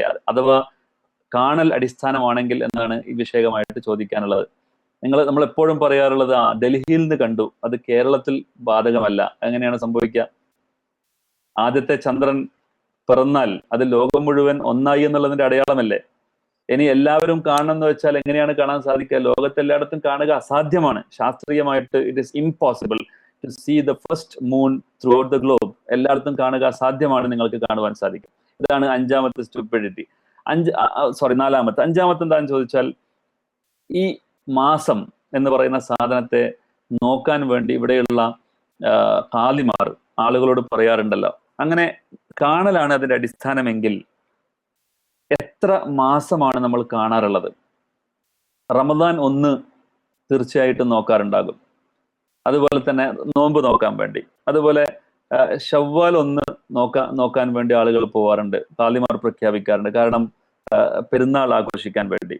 അതുപോലെ ദുൽഹിജ്ജ നോക്കാൻ വേണ്ടി പോവാറുണ്ട്, കാരണം ഹജ്ജും അതുപോലെ നമ്മുടെ ദുൽഹിജ്ജ 10-നുള്ള പെരുന്നാളും ആഘോഷിക്കാനുള്ളത് കൊണ്ട്. റബിയുൽ അവൽ നോക്കാറുണ്ട്, കാരണം പ്രവാചകന്റെ ജന്മദിനം ആഘോഷിക്കാൻ വേണ്ടി റബിയുൽ അവൽ നോക്കാറുണ്ട്. ഇങ്ങനെയുള്ള വളരെ ചുരുങ്ങിയ 4-5 മാസങ്ങൾ നോക്കുന്നുണ്ട് എന്ന് വച്ചാൽ തന്നെ ബാക്കിയുള്ള 7 മാസം ആരാണ് നോക്കാറുള്ളത്? പടിഞ്ഞാറ് ചക്രവാളത്തിൽ ആദ്യത്തെ പുതുചന്ദ്രനെയും നോക്കിയിട്ട് കാത്തിരിക്കുന്ന എല്ലാ മാസവും ഇവർ നോക്കാറുണ്ടോ എന്ന് ചോദിച്ചാൽ ഇല്ല എന്നുള്ളതാണ് അതിന്റെ ഉത്തരം. ആരും അങ്ങനെ നോക്കാറില്ല. അങ്ങനെ നോക്കുന്നില്ല എങ്കിൽ ഒരു മാസത്തിന്റെ അബദ്ധം അത് മറ്റേ മാസത്തിലേക്കും തുടരും നിങ്ങൾക്ക് കാണുവാൻ സാധിക്കും. ഇന്നൊരു അബദ്ധം പറ്റി, ഇന്ന് 1 ആയിട്ട് അവിടെ ആരും നോക്കിയിട്ടില്ല, ഇന്ന് 1 ആയിട്ടില്ല, നാളെ 2-ാം തീയതി 1 പ്രഖ്യാപിക്കുന്നു. അങ്ങനെയെങ്കിൽ അതിന്റെ അവസാനവും തെറ്റും, അടുത്ത മാസത്തിന്റെ തുടക്കവും തെറ്റും. അങ്ങനെ തുടർച്ചയായിട്ട് മാസങ്ങൾ അബദ്ധമായിട്ട് വരും എന്ന് നിങ്ങൾക്ക് കാണുവാൻ സാധിക്കും. ഈ 5 സ്റ്റുപ്പിഡിറ്റി, ഈ സംഗതി നിങ്ങളുടെ മുമ്പാകെ വെച്ചത് നമ്മുടെ മനസ്സിനൊന്ന് ഉണർത്തുവാൻ വേണ്ടിയാണ്. ഏത് അബദ്ധത്തിലാണ് നമ്മൾ പെട്ടിരിക്കുന്നത് എന്നതിനെ സംബന്ധിച്ച ഒരു ധാരണ ഉണ്ടാകുവാൻ വേണ്ടിയാണ്. ഇത്രയും പറഞ്ഞുകൊണ്ട് ഞാൻ എങ്ങനെയാണ് ഈ ഡേറ്റ് തീരുമാനിക്കേണ്ടത് എന്ന് വിശദീകരിക്കാം. അതിനു മുമ്പ് ഞാൻ ഇതുവരെ പറഞ്ഞത് ക്ലിയർ ആയോ, അതിൽ വല്ല ഡൗട്ടും ഉണ്ടോ എന്ന് നിങ്ങളൊന്ന് വിശദീകരിക്കണം. എങ്ങനെയാണ് ഡേറ്റ് തീരുമാനിക്കേണ്ടത് എന്നതിനെ സംബന്ധിച്ച് ഞാൻ വിശദീകരിക്കാൻ പോകുന്നേ ഉള്ളൂ. ഇതുവരെ ഞാൻ വിശദീകരിച്ചതിൽ വല്ല ക്ലാരിറ്റിയും വല്ല ക്ലാരിഫിക്കേഷനും വേണമെങ്കിൽ നിങ്ങൾ ചോദിക്കണം.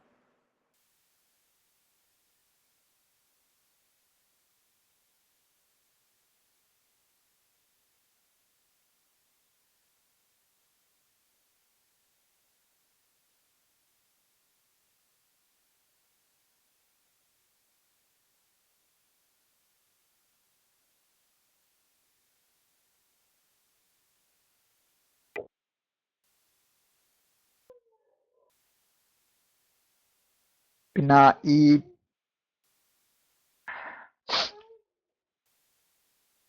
ന്യൂമൂൺ എന്ന് പറയുന്ന സംഭവിക്കുന്ന പ്രതിഭാസം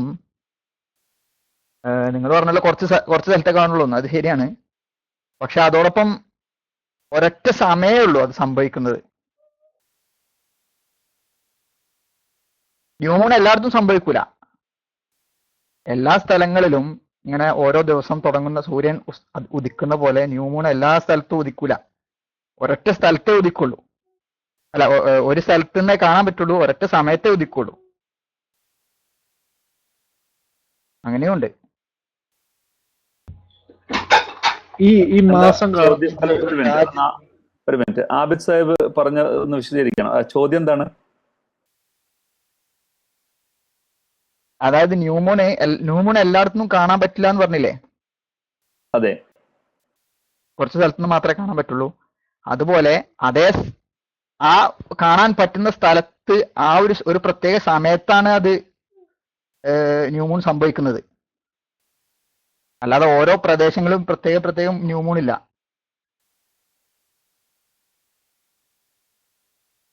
യെസ്. അതുകൊണ്ട് ഇപ്പോ നമുക്ക് വിസിബിലിറ്റി കേർവ് ഒരു സ്ഥലത്ത് പ്രത്യേകമായിട്ട് ഫിക്സ് ചെയ്ത സ്ഥലമല്ല, അത് മാറിക്കൊണ്ടിരിക്കും.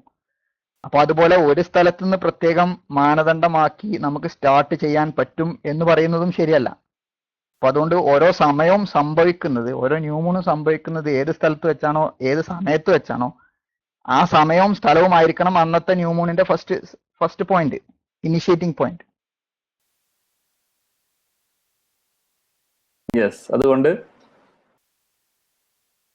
അല്ല, നമ്മളുടെ ഇതിന്റെ ഒരു എന്താണ് ഒരു ക്വസ്റ്റ്യൻ എന്താണെന്ന് വെച്ചാൽ, ഇപ്പൊ നമ്മൾ ഒരുപാട് അപ്രോക്സിമേഷൻസ് നടത്തുന്നുണ്ട് സോളാർ കലണ്ടറിൽ. ഓക്കെ, അതുപോലെ ഒരു അപ്രോക്സിമേഷൻ തീർച്ചയായിട്ടും നമുക്ക് ലൂണാർ കലണ്ടറിലും വേണ്ടി വരും എന്ന് മാത്രമല്ല, സോളാർ കലണ്ടർ നമ്മൾ ആശ്രയിക്കുന്നത് ബഹുഭൂരിഭാഗം വരുന്ന ലാൻഡ് ഏരിയയിലൂടെ അല്ലാതെ പാസ് ചെയ്യുന്ന IDTA ഒരു മാനദണ്ഡമാക്കിക്കൊണ്ടാണ്. അത് ഫിക്സ്ഡ് ആണ് ഇന്റർനാഷണൽ ഡേറ്റ് ലൈൻ. അതുപോലെ ഒരു fixed international lunar date line നിർണ്ണയിക്കുക എന്ന് പറയുന്നത് ശാസ്ത്രീയമായിട്ട് ബുദ്ധിമുട്ടായിരിക്കും. ശരി, നിങ്ങൾ പിന്നെ വളരെ സുപ്രധാനമായിട്ടുള്ള ചില പോയിന്റുകളാണ് വരുത്തിയത്. ഞാൻ പറയുന്ന മറുപടികൾ വളരെ ശ്രദ്ധാപൂർവം എല്ലാവരും കേൾക്കണം. ലോകത്ത് ന്യൂമൂൺ എന്ന് പറയുന്ന ശബ്ദം, യഥാർത്ഥത്തിൽ ന്യൂമൂൺ എന്ന് പറഞ്ഞാൽ ആദ്യത്തെ ഫേസ് അല്ല, ഹിലാലിന്റെ ഇംഗ്ലീഷ് അല്ല ന്യൂമൂൺ. ന്യൂമൂൺ എന്ന് പറയുന്നത് അമാവാസിയാണ്. ചന്ദ്രൻ ലോകത്ത് എവിടെയും ഇല്ലാത്ത അവസ്ഥയാണ് ന്യൂമൂൺ എന്ന് ആസ്ട്രോണമിക്കൽ വേർഡ് എന്ന് പറഞ്ഞാൽ.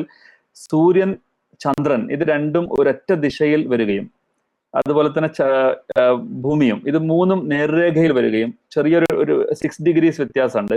അത് സംഭവിക്കുമ്പോൾ നമുക്ക് എക്ലിപ്സ് ഉണ്ടാവുന്നില്ല. ഈ അമാവാസിയിൽ ചിലപ്പോൾ എക്ലിപ്സ് സംഭവിക്കും. അത് വരുന്നത് ഇത് മൂന്നും ഒരൊറ്റ ലൈനിൽ വരുമ്പോഴാണ്. ചെറിയൊരു 6 degrees ചന്ദ്രൻ മുകളിലേക്ക് ഉണ്ടാവുമ്പോൾ അതിനാണ് നമ്മൾ അമാവാസി എന്ന് പറയുന്നത്. അമാവസ്യ എന്ന ഹിന്ദിയിലും അതുപോലെ പിന്നെ കൺജങ്ഷൻ എന്ന ആസ്ട്രോണമിക്കൽ വേർഡും അതുപോലെ ന്യൂമൂൺ എന്ന ഒരു പിന്നെ നമ്മുടെ സാധാരണ ജനങ്ങൾക്ക് മനസ്സിലാവുന്നതിനും വേണ്ടി നമ്മൾ ഉപയോഗിക്കുന്ന വേർഡ്. ഈ ന്യൂമൂൺ എന്ന് പറയുന്ന സമയം എന്ന് പറഞ്ഞാൽ വളരെ ചുരുങ്ങിയ സെക്കൻഡ്സ് ആണ്. അത് ഇപ്പോൾ ആബിദ് സാഹിബ് പറഞ്ഞതുപോലെ ലോകത്തിന്റെ ഏതോ ഒരു പ്രദേശത്ത് ചിലപ്പോൾ അതിങ്ങനെ മാറിക്കൊണ്ടിരിക്കും. ഇന്ന് സംഭവിക്കുന്നത് അത് ഈ മാസം ഇത് സംഭവിച്ചിട്ടുള്ളത് അമേരിക്കയിലാണെങ്കിൽ അടുത്ത മാസം അത് സംഭവിക്കുന്ന ഒരു പക്ഷേ ഓസ്ട്രേലിയയിലായിരിക്കാം. ഇങ്ങനെ ഷിഫ്റ്റ് ചെയ്തുകൊണ്ടിരിക്കും ആ കൺജങ്ഷന്റെ ടൈം, പിന്നെ ഭൂമിയിലുള്ള ടൈം. അപ്പൊ ഇത് ഷിഫ്റ്റ് ചെയ്യുന്നുള്ളത് സത്യമാണ്. പക്ഷെ അങ്ങനെയാണെങ്കിൽ എങ്ങനെയാണ് നമ്മൾ ഡേറ്റ് തീരുമാനിക്കുക എന്നുള്ളത് വളരെ സുപ്രധാനമായ ചോദ്യമാണ്. ചോദ്യം നമ്പർ 1 ആണത്. രണ്ടാമത്തെ ചോദ്യം എന്താണെന്ന് ചോദിച്ചാൽ, ഇന്റർനാഷണൽ ഡേറ്റ് ലൈൻ എന്ന് പറയുന്നത് ലോകത്ത് വളരെ ഫിക്സ്ഡ് ആയിട്ടുള്ള കാര്യമാണ് ഗ്രിഗോറിയൻ കലണ്ടറിൽ. അങ്ങനെ ഒരു ലൈൻ നമുക്ക് ബാധകമാവുമോ, നമുക്ക് ഫിക്സ് ചെയ്യാൻ പറ്റുമോ എന്നുള്ളതാണ് രണ്ടാമത്തെ ചോദ്യം. ഇത് രണ്ടും വളരെ സുപ്രധാനമായ ചോദ്യമാണ്. ഒന്നാമത്തേത് ഞാൻ ആദ്യം എടുക്കാം. ഒന്നാമത്തതിന്റെ ഉത്തരം, ലോകത്ത് ന്യൂമൂൺ സംഭവിക്കുന്നത് എന്ന് പറഞ്ഞാൽ കൺജങ്ഷൻ സംഭവിക്കുന്ന സ്ഥലം എവിടെയാണെന്ന് നമ്മൾ തീരുമാനിക്കുന്നത് ഡേറ്റ് ലൈൻ വെച്ചുകൊണ്ടായിരിക്കും. അപ്പൊ ലോകത്ത് നമ്മൾ ഈ ഭൂഗോളമാകുന്ന ഈ റൗണ്ട് സാധനത്തെ, ഇത് ഭൂഗോളമാണ്, ഇതിങ്ങനെ കറക്കാം. ഇതില് ഞാന് ഡേറ്റ് ലൈൻ നിങ്ങൾക്ക് കാണിച്ചു തരാം. ഇത് ഇവിടെയാണ് ഡേറ്റ് ലൈൻ. അമേരിക്കയുടെയും അതുപോലെ തന്നെ റഷ്യയുടെയും ഇടയിൽ, നമുക്കത് കാണാൻ സാധ്യമാവില്ല, ഇടയിലാണ് ഈ ഡേറ്റ് ലൈൻ. അപ്പൊ ഈ സ്ഥലത്ത് ലൈൻ വളരെ കൃത്യപ്പെടുത്തി കഴിഞ്ഞാൽ പിന്നീട് ഈ ന്യൂമൂൺ സംഭവിക്കുന്നത് പടിഞ്ഞാറാണോ കിഴക്കാണോ എന്നാണ് നമ്മൾ നോക്കേണ്ടത്. ഉദാഹരണം പറയാം. ഉദാഹരണത്തിന് എൻ്റെ മകൻ ജനിക്കുന്നത് ഇന്നത്തെ ദിവസം രാത്രി 11:59 എങ്കിൽ എൻ്റെ മകൻ ജനിച്ച ഡേറ്റ് ഏതായിരിക്കും? അത് 14-ാം തീയതി തന്നെയായിരിക്കും. കാരണം അത് ഒരു സെക്കൻഡ്, 14-ാം തീയതിക്ക് 15-ാം തീയതി ആകുന്നതിന്റെ ഒരു സെക്കൻഡ് മുമ്പാണ് എൻ്റെ മകൻ ജനിച്ചത് എന്നതുകൊണ്ട് തന്നെ എൻ്റെ മകൻ ജനിച്ചത് 14-ാം തീയതിയാണ് എന്നാണ് ഞാൻ രേഖപ്പെടുത്തുക. എന്ന് പറഞ്ഞാൽ ആ പോയിന്റ് വളരെ കൃത്യമാണ്. ആ പോയിന്റ് തൊട്ടിപ്പുറമായാൽ അതൊരു ഡേറ്റ് ആണ്. അതിന്റെ തൊട്ടപ്പുറമായാൽ അടുത്ത ഡേറ്റ് ആയി എന്നതുപോലെ തന്നെ ഇന്റർനാഷണൽ ഡേറ്റ് ലൈൻ നമ്മൾ തീരുമാനിച്ചു കഴിഞ്ഞാൽ ആ ഇന്റർനാഷണൽ ഡേറ്റ് ലൈനിന്റെ തൊട്ടിപ്പുറം ഒരു ഡേറ്റ് ആണ്, അതിന്റെ തൊട്ടപ്പുറം മറ്റൊരു ഡേറ്റ് ആണ് എങ്കിൽ ഈ ന്യൂ മൂൺ സംഭവിക്കുന്നത് ഏത് ഡേയിലാണ് എന്നാണ് നമ്മൾ തീരുമാനിക്കുന്നത്. ആ ഡേ ആണ് കൺജങ്ഷൻ ഡേ. ആ day, that day marks the end of A month എന്ന് പറഞ്ഞാൽ ന്യൂ മൂൺ സംഭവിക്കുന്ന ദിവസമാണ് ഒരു മാസത്തിന്റെ അവസാനം. the day of conjunction is the last day of a month. അമാവാസിയാണ് ഒരു മാസത്തിന്റെ അവസാനത്തെ നിർണ്ണയിക്കുന്നത് എന്ന് നിങ്ങൾക്ക് കാണുവാൻ സാധിക്കും. അമാവാസി ഏത് ദിവസമാണ് സംഭവിക്കുന്നത് ആ ദിവസമാണ് ലോകത്തെ ലൂണാർ കലണ്ടറിലെ അല്ലെങ്കിൽ ഹിജ്റ കലണ്ടറിലെ അവസാനത്തെ ദിവസം. അങ്ങനെയാണെങ്കിൽ തൊട്ടടുത്ത ദിവസം ഒന്നാണ്, ഒരു ഡൗട്ടും വേണ്ടതില്ല. ഇന്ന് ലാസ്റ്റ് ഡേ ആണെങ്കിൽ എന്ന് പറഞ്ഞാൽ ലോകത്തെവിടെയോ സംഭവിക്കുന്ന ആ ന്യൂ മൂൺ, ലോകത്തെവിടെയോ സംഭവിക്കുന്ന കൺജങ്ഷൻ ആ നടക്കുന്നത് 14-ാം തീയതി ആണെങ്കിൽ, ഗ്രിഗോറിയൻ കലണ്ടറിലെ 14-ാം തീയതി ആണെങ്കിൽ ഇന്നാണ് ഈ ലുണാർ കലണ്ടറിലെ അവസാനത്തെ ദിവസം. നാളെ ഒന്നാണ്, ടുമോറോ ഇസ് 1. അപ്പൊ ഈ ഇന്റർനാഷണൽ ഡേറ്റ് ലൈൻ, രണ്ടാമത്തെ ചോദ്യവും വളരെ പ്രധാനമാണ്.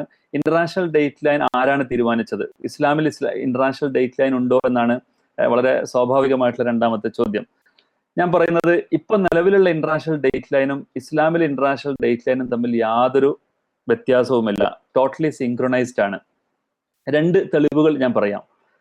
ലോകത്ത് പിന്നെ ഈ ഇന്റർനാഷണൽ ഡേറ്റ് ലൈൻ ഉണ്ടാവുന്നത് എപ്പോഴാണെന്ന് ചോദിച്ചാൽ നിങ്ങൾക്കറിയാം, തോമസ് കുക്ക് എന്ന് പറയുന്ന ആളാണ് യഥാർത്ഥത്തിൽ ഈ ഡേറ്റ് ലൈൻ കൃത്യമായി വരച്ചത്.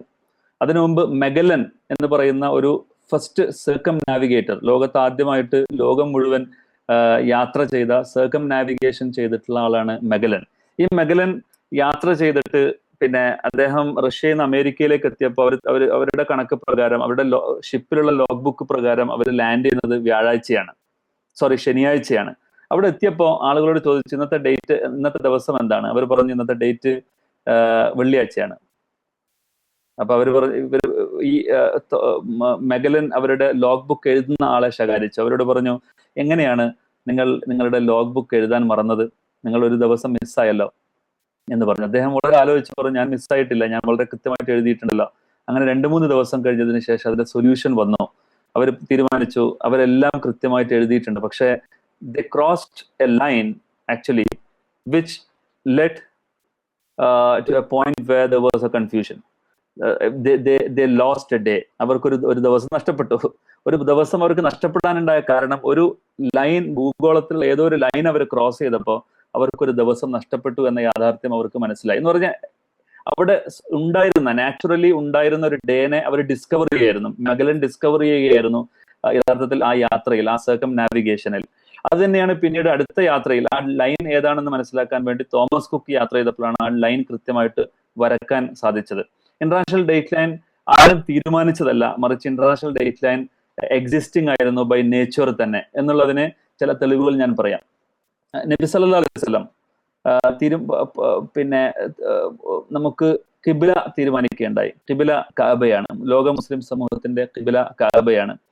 ആ കഅബ നിലകൊള്ളുന്നത് GMT+3 ഞാൻ പറയുന്നത് വളരെ ശ്രദ്ധയോടുകൂടി നിങ്ങൾ കേൾക്കണം. GMT+3 കഅബ നിലനിൽക്കുന്നത്. ഈ 3ക്ക് ശേഷം പിന്നീട് ലോകത്തിന്റെ കിഴക്ക് ഭാഗത്തേക്ക് യാത്ര ചെയ്താൽ നിങ്ങൾക്ക് കാണാൻ സാധിക്കും 9 hours ആണ് കിഴക്ക് ഭാഗത്തുള്ളത്. പടിഞ്ഞാറ് ഭാഗത്ത്, കഅബയുടെ പടിഞ്ഞാറ് ഭാഗത്തുള്ളത് 12+3 15 hours ആണ് പടിഞ്ഞാറ് ഭാഗത്തുള്ളത്. സൗദിയുടെ നമ്മുടെ ഖിബലയാകുന്ന കഅബയുടെ കിഴക്ക് ഭാഗം 9 hours ഉണ്ട്, അതിന്റെ പടിഞ്ഞാറ് ഭാഗത്ത് 15 hours ഉണ്ട്. നിങ്ങൾ ഖിബല, ഓരോരുത്തരുടെയും ഖിബല പരിശോധിച്ച് നോക്കിയാൽ കാണുവാൻ സാധിക്കും ലോകത്തിലുള്ള 15 hour ആളുകൾ മുഴുവൻ കിഴക്കോട്ടേക്ക് നോക്കിയിട്ടാണ് നമസ്കരിക്കുന്നത്. എന്ന് പറഞ്ഞാൽ പടിഞ്ഞാറ് ഭാഗത്തുള്ള മുഴുവൻ ആളുകളും കിഴക്കോട്ടേക്ക് നോക്കിയിട്ടാണ് നമസ്കരിക്കുന്നത്. ഇപ്പോ നിലവിൽ നിങ്ങൾ കാണാൻ സാധിക്കും ലോകത്ത് ഈ കഅബയുടെ കിഴക്ക് ഭാഗത്തുള്ള മുഴുവൻ ആളുകളും 9 hours ആളുകൾ മുഴുവൻ അവർ നമസ്കരിക്കുന്നത് പടിഞ്ഞാറോട്ടേക്ക് നോക്കിയിട്ടാണ്. ദൂരമാണ്, കഅബയിൽ നിന്നുള്ള ദൂരമാണ് അതിന്റെ അടിസ്ഥാനമെങ്കിൽ വെസ്റ്റേൺ അമേരിക്കയിലുള്ള ആളുകൾ അവർ തിരിഞ്ഞ് നമസ്കരിക്കേണ്ടിയിരുന്നത് പടിഞ്ഞാറോട്ടേക്കായിരുന്നു. പക്ഷെ വെസ്റ്റേൺ അമേരിക്കയിലുള്ള ആളുകൾ പോലും നിസ്കരിക്കുന്നത് കിഴക്കോട്ടേക്കാണ് നിങ്ങൾക്ക് കാണുവാൻ സാധിക്കും. ദൂരമല്ല അതിന്റെ അടിസ്ഥാനം, മറിച്ച് അതിന്റെ അടിസ്ഥാനം ഇന്റർനാഷണൽ ഡേറ്റ് ലൈൻ ആണ്, വിച്ച് എക്സിസ്റ്റഡ് ഫ്രം ടൈം ഇമ്മെമ്മോറിയൽ, ആരും തീരുമാനിച്ചല്ല, നേരത്തെ ഉണ്ടായിരുന്ന ഒരു ലൈൻ പ്രകാരം തന്നെയാണ് നമ്മൾ ഖിബില സ്വീകരിച്ചിരിക്കുന്നത് എന്നത് നമുക്ക് കാണുവാൻ സാധിക്കും. ഇന്റർനാഷണൽ ഡേറ്റ് ലൈൻ തന്നെയാണ് നമ്മുടെ ഡേറ്റ് ലൈൻ എന്ന് സ്വാഭാവികമായി നാച്ചുറൽ ആയിട്ട് നമ്മൾ തീരുമാനിച്ചിരിക്കുന്നത് നിങ്ങൾ കാണാൻ സാധിക്കും. രണ്ടാമത്തെ തെളിവ് എന്താണെന്ന് ചോദിച്ചാൽ, ലോകത്ത് Thursday, Monday, Tuesday, Wednesday, Thursday, Friday, Saturday, പിന്നെ സാറ്റർഡേ മുതൽ തേഴ്സ്ഡേ വരെ നമ്മൾ നമസ്കരിക്കുന്നത് ദുഹറാണ്. പിന്നീട് ഫ്രൈഡേ ആകുമ്പോൾ നമ്മൾ ജുമാ നമസ്കരിക്കുന്നു. പിന്നീട് ജുമാ കഴിഞ്ഞ ഉടനെ തന്നെ നമ്മൾ ദുഹറിലേക്ക് മാറുന്നു. ലോകത്ത് എവിടെയോ ഒരു പോയിന്റ് ഉണ്ട്, ദുഹർ മാറിയിട്ട് അത് ജുമാ ആവുകയും ജുമാ മാറിയിട്ട് അത് ദുഹർ ആവുകയും ചെയ്യുന്ന ലോകത്തൊരു പോയിന്റ് ഉണ്ട്. ആ പോയിന്റ് ഇന്റർനാഷണൽ ഡേറ്റ് ലൈനാണ് നിങ്ങൾക്ക് കാണുവാൻ സാധിക്കും. ആ പോയിന്റ് കിടക്കുമ്പോഴാണ് ലോകത്ത് ജുമാ ആയിട്ട് മാറുന്നത്. അവിടെ മുതൽ ജുമാ ആയിട്ട് മാറുകയാണ്. അങ്ങനെ ജുമാ ലോകം മുഴുവൻ കവർ ചെയ്തതിന് ശേഷം പിന്നീട് അത് ദുഹറിലേക്ക് തന്നെ കൺവേർട്ട് ചെയ്യുന്നതും ഇപ്പോൾ നിലവിലുള്ള ഇന്റർനാഷണൽ ഡേറ്റ് ലൈനിൽ തന്നെയാണ് നിങ്ങൾക്ക് കാണുവാൻ സാധിക്കും. എന്ന് പറഞ്ഞാൽ ഇപ്പൊ നിലവിലുള്ള ഐഡിയൽ നമ്മുടെ ഐഡിയൽ ആയിട്ട്, ഇസ്ലാമിലുള്ള ഐഡിയൽ ആയിട്ട് തന്നെ നമ്മൾ സ്വീകരിച്ചിരിക്കുന്നു. അത് നമുക്ക് മാറ്റുക സാധ്യമല്ല. കാരണം നോർത്ത് മുതൽ സൗത്ത് വരെ ഒരു നേർരേഖ വരയ്ക്കുകയും ആ നേർരേഖ കടലിലൂടെ പാസ് ചെയ്യുകയും ചെയ്യണമെങ്കിൽ അത് പസഫിക് ഓഷ്യനിലൂടെ മാത്രമേ നിങ്ങൾക്ക് സാധിക്കുകയുള്ളൂ എന്നത് നിങ്ങൾക്ക് കാണുവാൻ സാധിക്കും. ഇതാണ് അതിന്റെ കാരണം. ഞാൻ നിങ്ങൾ നേരത്തെ ചോദിച്ച 2 ചോദ്യത്തിന് ഉത്തരം പറയാൻ ശ്രമിക്കുകയായിരുന്നു. ഉത്തരം കിട്ടിയിട്ടുണ്ടാകും എന്ന് കരുതുന്നു. ആബിദ് സാഹിബ്. ഇല്ല, ഷാഫി എന്തോ പറയാൻ ശ്രമിച്ചു. ഷാഫി പറഞ്ഞിട്ട് ഞാൻ പറയാം. ഷാഫി സാഹിബ്. ഞാൻ ഉദ്ദേശിച്ചത് പിന്നെ നമ്മൾ ഈ പ്രത്യേകിച്ച് റമദാൻ ഇത് കാണുന്നത്, മാസം കാണുന്ന ഒരു രാജ്യം എന്നുള്ള മാനദണ്ഡത്തിലാണോ, അല്ലെങ്കിൽ ഒരു സംസ്ഥാനം എന്നുള്ള മാനദണ്ഡത്തിലാണോ, അല്ലെങ്കിൽ ഒരു മഹല്ല് എന്നുള്ള മാനദണ്ഡത്തിലാണോ? എങ്ങനെയാണ് മാസം കാണുന്നതിനെ നമ്മൾ കാൽക്കുലേറ്റ് ചെയ്യേണ്ടത് നിങ്ങളുടെ അഭിപ്രായത്തിൽ? നമ്മുടെ അഭിപ്രായത്തിൽ, ഇസ്ലാമിന്റെ അഭിപ്രായത്തിൽ ഞാൻ മനസ്സിലാക്കുന്നത്, ലോകത്ത് മാസം എന്ന് ദിവസം, ഞാൻ ഇതുവരെ പറഞ്ഞ വിഷയം അത് തന്നെയായിരുന്നു. ലോകത്ത് ഡേ എന്ന് ഒരു ദിവസം എന്ന് പറയുന്നതാണ് ഒരു ഡേറ്റ്. ഒരു ഫ്രൈഡേ എന്ന് പറയുന്ന ദിവസം ലോകത്ത് മുഴുവൻ ഒന്നാണെങ്കിൽ ആ ഫ്രൈഡേ ഒരു ഡേറ്റേ ഉണ്ടാവാൻ പാടുള്ളൂ. എന്ന് പറഞ്ഞാൽ ലോകത്ത് റമദാൻ ഒന്നേ ഉണ്ടാവാൻ പാടുള്ളൂ. ഇപ്പൊ നിലവിൽ ലോകത്ത് ചുരുങ്ങിയത് 5 റമദാൻ നിലനിൽക്കുന്നുണ്ട്. അൺഫോർച്ചുനേറ്റ്ലി ലോകത്ത് 5 റമദാൻ നിലനിൽക്കുന്നുണ്ട്. ഇന്ത്യയിൽ തന്നെ ഏകദേശം 3 റമദാൻ നിങ്ങൾക്ക് കാണാൻ സാധിക്കും. കഴിഞ്ഞ റമദാനിൽ 4 റമദാൻ ഇന്ത്യയിൽ തന്നെ ഉണ്ടായിരുന്നു. ലക്ഷദ്വീപ് ആഘോഷിച്ചത് 2 ദിവസത്തിന്റെ മൊത്തം റമദാൻ ശേഷം 2 ദിവസത്തിന് ശേഷമായിരുന്നു ലക്ഷദ്വീപ് ആഘോഷിച്ച് നിങ്ങൾ കാണാൻ സാധിക്കും. അപ്പൊ ലോകത്ത് ഒരൊറ്റ റമദാൻ ലോകത്ത് ഒരൊറ്റ ഡേറ്റും മാത്രമേ ഉണ്ടാവാൻ പാടുള്ളൂ. 355 ദിവസവും അങ്ങനെ തന്നെ ഉണ്ടാവാൻ പാടുള്ളൂ. അപ്പൊ അതിന്റെ അടിസ്ഥാനം മഹല്ലല്ല, അതിന്റെ അടിസ്ഥാനം ബ്ലോക്ക് പഞ്ചായത്തല്ല, അതിന്റെ അടിസ്ഥാനം സ്റ്റേറ്റ് അല്ല, റവന്യൂ അടിസ്ഥാനപ്പെടുത്തിയിട്ട് നമ്മൾ ഉണ്ടാക്കിയിട്ടുള്ള ബോർഡേഴ്സ് അല്ല, മറിച്ച് അള്ളാഹു തീരുമാനിച്ചിട്ടുള്ള ഭൂമിയും ആ ഭൂമിയിലുള്ള ഇന്റർനാഷണൽ ഡേറ്റ് ലൈനുമാണ് ഡേറ്റ് തീരുമാനിക്കുന്നതിന്റെ മാനദണ്ഡം എന്നാണ് അതിനെക്കുറിച്ച് പറയാനുള്ളത്.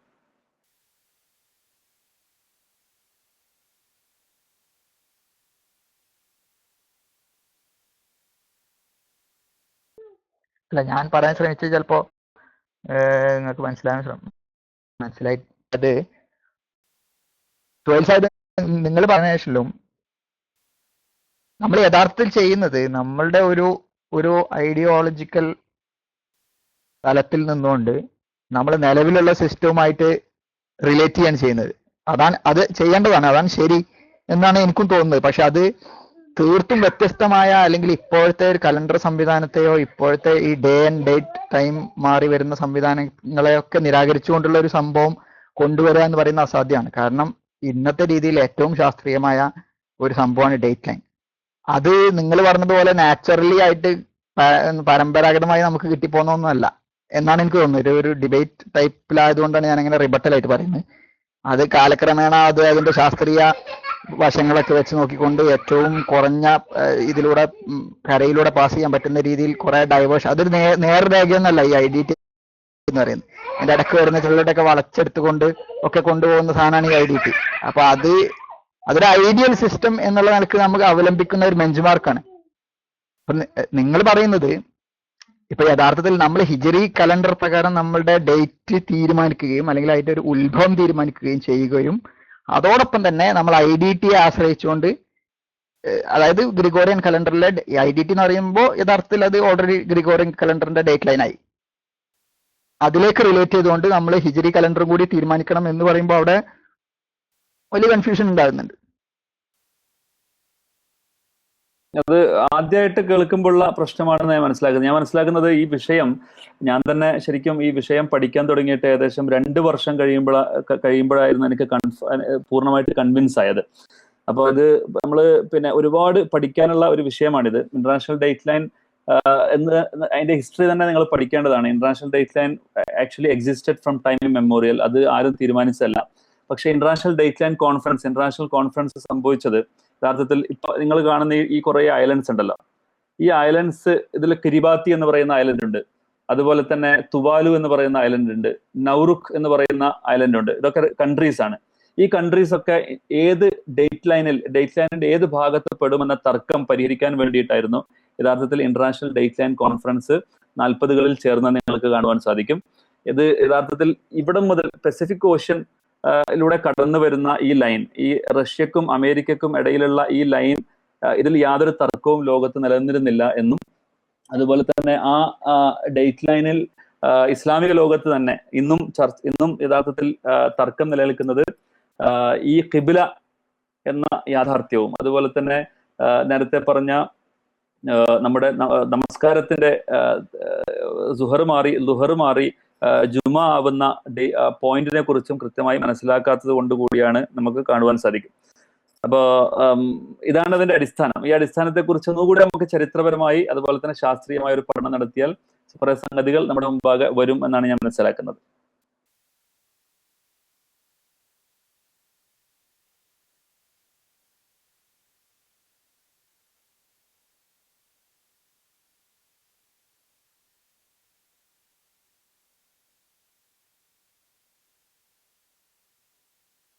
മുമ്പോട്ടേക്ക് പോവാ അല്ലേ?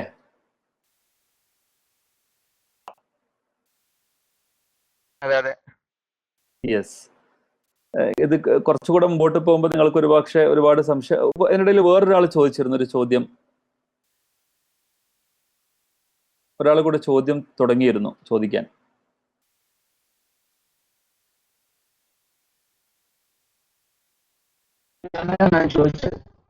ഷാഫി സാഹിബ്. യെസ്, ഞാൻ നേരത്തെ ചോദിച്ചു കഴിഞ്ഞാൽ ഓക്കെ. അടുത്ത സ്ലൈഡിലേക്ക് പോവാണ്. എങ്ങനെയാണ് നമ്മൾ ഡേറ്റ് തീരുമാനിക്കുക എന്നുള്ളതാണ് വളരെ സുപ്രധാനമായ ചോദ്യം. ഇസ്ലാമിൽ എവിടെയും അബദ്ധങ്ങളില്ല, അശാസ്ത്രീയതയില്ല എന്നാണെങ്കിൽ ഇസ്ലാമിലെ ഡേറ്റിലും യാതൊരു അശാസ്ത്രീയതയോ അല്ലെങ്കിൽ അപ്രായോഗികതയോ ഉണ്ടാവുക സാധ്യമല്ല. അപ്പൊ എങ്ങനെയാണ് ഡേറ്റ് തീരുമാനിക്കുക? ഇതിൽ സുപ്രധാനമായ ചില പോയിന്റുകൾ മനസ്സിലാക്കേണ്ടത് വളരെ പ്രധാനമാണ്. ഒന്നാമത്തേത്, conjunction marks the end of the month. ഒരു മാസത്തിന്റെ അവസാനം നിർണ്ണയിക്കുന്നത് കൺജങ്ഷൻ ആണ്. ആ കൺജങ്ഷന് തൊട്ടടുത്ത ദിവസം ഒന്നാമത്തെ ദിവസമാണ്. രണ്ടാമത്തെ പോയിന്റ്, 4 ക്വാർട്ടേഴ്സ്, ഒന്നാമത്തെ ക്വാർട്ടർ, രണ്ടാമത്തെ ക്വാർട്ടർ, മൂന്നാമത്തെ ക്വാർട്ടർ, നാലാമത്തെ ക്വാർട്ടർ. ഈ 4 ക്വാർട്ടറിന്റെയും ഫേസസ് തിരിച്ചറിയുക വളരെ പ്രധാനമാണ്. മൂന്നാമത്തേത് ഇലോങ്ങേഷൻ വെച്ചിട്ട് നിങ്ങൾക്ക് നിങ്ങളുടെ ഡേറ്റ് തീരുമാനിക്കാൻ സാധിക്കും. ഇലോങ്ങേഷൻ എന്ന് പറയുന്നത് സൂര്യൻ അസ്തമിച്ചതിന് ശേഷം എത്ര സമയമുണ്ട് ചന്ദ്രൻ അസ്തമിക്കുവാൻ ബാക്കി, ഈ ടൈമിന്റെ ഡിഫറൻസ് ആണ് ഇലോങ്ങേഷൻ. അത് വെച്ചുകൊണ്ട് തന്നെ നിങ്ങൾക്ക് നിങ്ങളുടെ ഡേറ്റ് കാൽക്കുലേറ്റ് ചെയ്യാൻ സാധിക്കും. നാലാമത്തെ പോയിന്റ്, ചില സിമ്പിൾ കാൽക്കുലേഷൻസ് ആണ് നിങ്ങളുടെ മുമ്പാകെ ഞാൻ വെക്കാം. എങ്ങനെയാണ് ലോകത്ത് ചന്ദ്രന്റെ ആകൃതി മാറുന്നത്? നിങ്ങൾ കാണുന്ന ഫേസസ്, ചന്ദ്രന്റെ ഫേസസ് എന്താണ് എന്ന് നമ്മൾ മനസ്സിലാക്കേണ്ടത് വളരെ പ്രധാനമാണ്. ഇപ്പൊ നിങ്ങളുടെ മുമ്പിലുള്ള സ്ലൈഡ്, ഒരു ഭാഗത്ത് സൂര്യനുണ്ട്, മറുഭാഗത്ത് ഭൂമിയും അതുപോലെ ചന്ദ്രനുമുണ്ട്. ഈ ചന്ദ്രൻ ഭൂമിക്ക് ചുറ്റും വലയം വെക്കുന്നു. ഈ ഭൂമിയും ചന്ദ്രനും ഉൾപ്പെടെയുള്ള സാധനം സൂര്യന് ചുറ്റും വലയം വെക്കുന്നു, റിവോൾവ് ചെയ്യുന്നു. ഈ ഒരു പ്രക്രിയയാണ് മൊത്തം സോളാർ സിസ്റ്റമിൽ നടന്നുകൊണ്ടിരിക്കുന്നത് നിങ്ങൾക്ക് കാണാൻ സാധിക്കും. ഇതെല്ലാം കറങ്ങുന്നത് ആന്റി ക്ലോക്ക് വൈസ് ആണ്. ഭൂമിയിലുള്ള പ്രപഞ്ചത്തിലുള്ള എല്ലാ വസ്തുക്കളും കറങ്ങുന്നത് ആന്റി ക്ലോക്ക് വൈസ് ആണ്. അതുകൊണ്ടാണല്ലോ നമ്മുടെ തവാഫും ആന്റി ക്ലോക്ക് വൈസ് ആയത്. ലോകത്തിൽ ഭൂമിയിലുള്ള എല്ലാ ചരാചരങ്ങളും ലോകത്ത് ആറ്റം മുതൽ സോളാർ സിസ്റ്റം വരെ അല്ലെങ്കിൽ അതിനപ്പുറം ഗാലക്സീസ് വരെ കറങ്ങിക്കൊണ്ടിരിക്കുന്നത് ഈ ആന്റി ക്ലോക്ക് വൈസ് ആണ് നിങ്ങൾക്ക് കാണാൻ സാധിക്കും. അതുകൊണ്ട് ഒരു ഒരു ഒരു വസ്തു, ആസ്ട്രോണമിക്കൽ ഒബ്ജക്റ്റ് നിങ്ങൾക്ക് കിഴക്കുന്ന് ഉദിക്കുകയും മറ്റേത് പടിഞ്ഞാറുന്ന് ഉദിക്കുകയും ചെയ്യുക കാണുക അസാധ്യമാണ്. കാരണം എല്ലാം ഉദിക്കുന്നത് കിഴക്കുന്നും എല്ലാം അസ്തമിക്കുന്നത് പടിഞ്ഞാറുമാണ്. കാരണം എല്ലാം കറങ്ങുന്നത് ആന്റി ക്ലോക്ക് വൈസ് ആണ് നിങ്ങൾക്ക് കാണുവാൻ സാധിക്കും. അപ്പൊ സൂര്യൻ ഇവിടെയുണ്ട്. എൻ്റെ കേഴ്സർ നിങ്ങൾ ശ്രദ്ധിക്കണം. സൂര്യൻ ഇവിടെയുണ്ട്. സൂര്യന്റെ പ്രകാശം ഇപ്പുറത്തേക്ക് വരുമ്പോൾ ഭൂമിയുടെ ഒരു ഭാഗം രാത്രിയും മറുഭാഗം പകലുമാവും. ഈ ഭാഗം പകലായിരിക്കും, ഈ ഭാഗം രാത്രിയായിരിക്കും. എന്നതുപോലെ തന്നെ ചന്ദ്രന്റെയും ഈ ഭാഗം പകലായിരിക്കും, ഈ ഭാഗം രാത്രിയായിരിക്കും. ഇത് കറങ്ങുന്ന സമയത്ത് എത്രയാണോ നമ്മൾ ചന്ദ്രനിലുള്ള പകൽ ഭാഗം കാണുന്നത്, അതാണ് നമ്മൾ കാണുന്ന ഫേസ് ഓഫ് ദ മൂൺ. ഈ രാത്രി ഭാഗം നമുക്ക് കാണുക ദുഷ്കരമായിരിക്കും. അപ്പൊ അത് നമ്മൾ ഗണിക്കാതെ ബാക്കിയുള്ള ഭാഗത്തിന്റെ ആകൃതിയാണ് ഫേസ് ഓഫ് ദ മൂൺ എന്ന് പറയുന്നത്.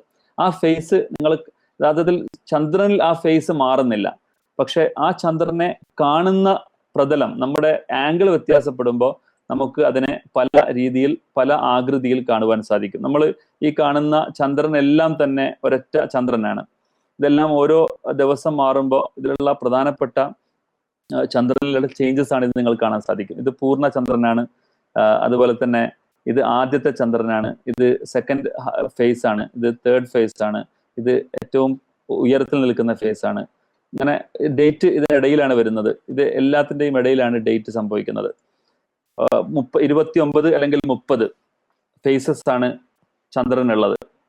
29 അല്ലെങ്കിൽ 30. 29 ഫേസസ് ആകുമ്പോൾ 29 ദിവസത്തിന്റെ ചന്ദ്രനും മാസവും, 30 ഫേസസ് കാണുമ്പോൾ അത് 30 ദിവസത്തിന്റെ മാസവുമായിട്ട് നമ്മൾ പരിഗണിക്കും.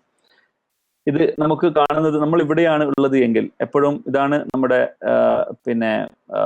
പടിഞ്ഞാറെ തീരമെങ്കിൽ ആ പടിഞ്ഞാറെ തീരത്ത് നമ്മൾ കാണുന്ന ഈ ചന്ദ്രന്റെ ഈ പകൽ ഭാഗത്തെയാണ് നമ്മൾ ഫേസ് എന്ന് വിളിക്കുന്നത്. അത് ഓരോ ഘട്ടത്തിലും നമ്മൾ അതിനെ കാണുന്നത് ഓരോ രീതിയിലായിരിക്കും. ഇതിന്റെ എല്ലാ ഡയഗ്രാമും കാണുമ്പോൾ നിങ്ങൾക്കത് മനസ്സിലാവും. ഈ ഡയഗ്രാം വളരെ പ്രധാനമാണ്. ഇതാണ് ഭൂമി. ഇവിടെയാണ് സൂര്യൻ ഉള്ളത്. സൂര്യന്റെ പ്രകാശം ഇവിടെ നിന്നാണ് വരുന്നത്. ഇതാണ് ചന്ദ്രൻ. ചന്ദ്രൻ കറങ്ങുന്നത് ആന്റി ക്ലോക്ക് വൈസ് ആണ്. ഇങ്ങനെയാണ് കറങ്ങിക്കൊണ്ടിരിക്കുന്നത്. ഈ കറക്കത്തിൽ സംഭവിക്കുന്ന ആംഗിൾ വ്യത്യാസമാണ് യഥാർത്ഥത്തിൽ നമ്മൾ ഫേസസ് ഓഫ് ദ മൂൺ എന്ന് പറയുന്നത്. ഈ ചന്ദ്രനാണ് ഒരു മാസത്തിന്റെ അവസാനത്തെ ചന്ദ്രൻ.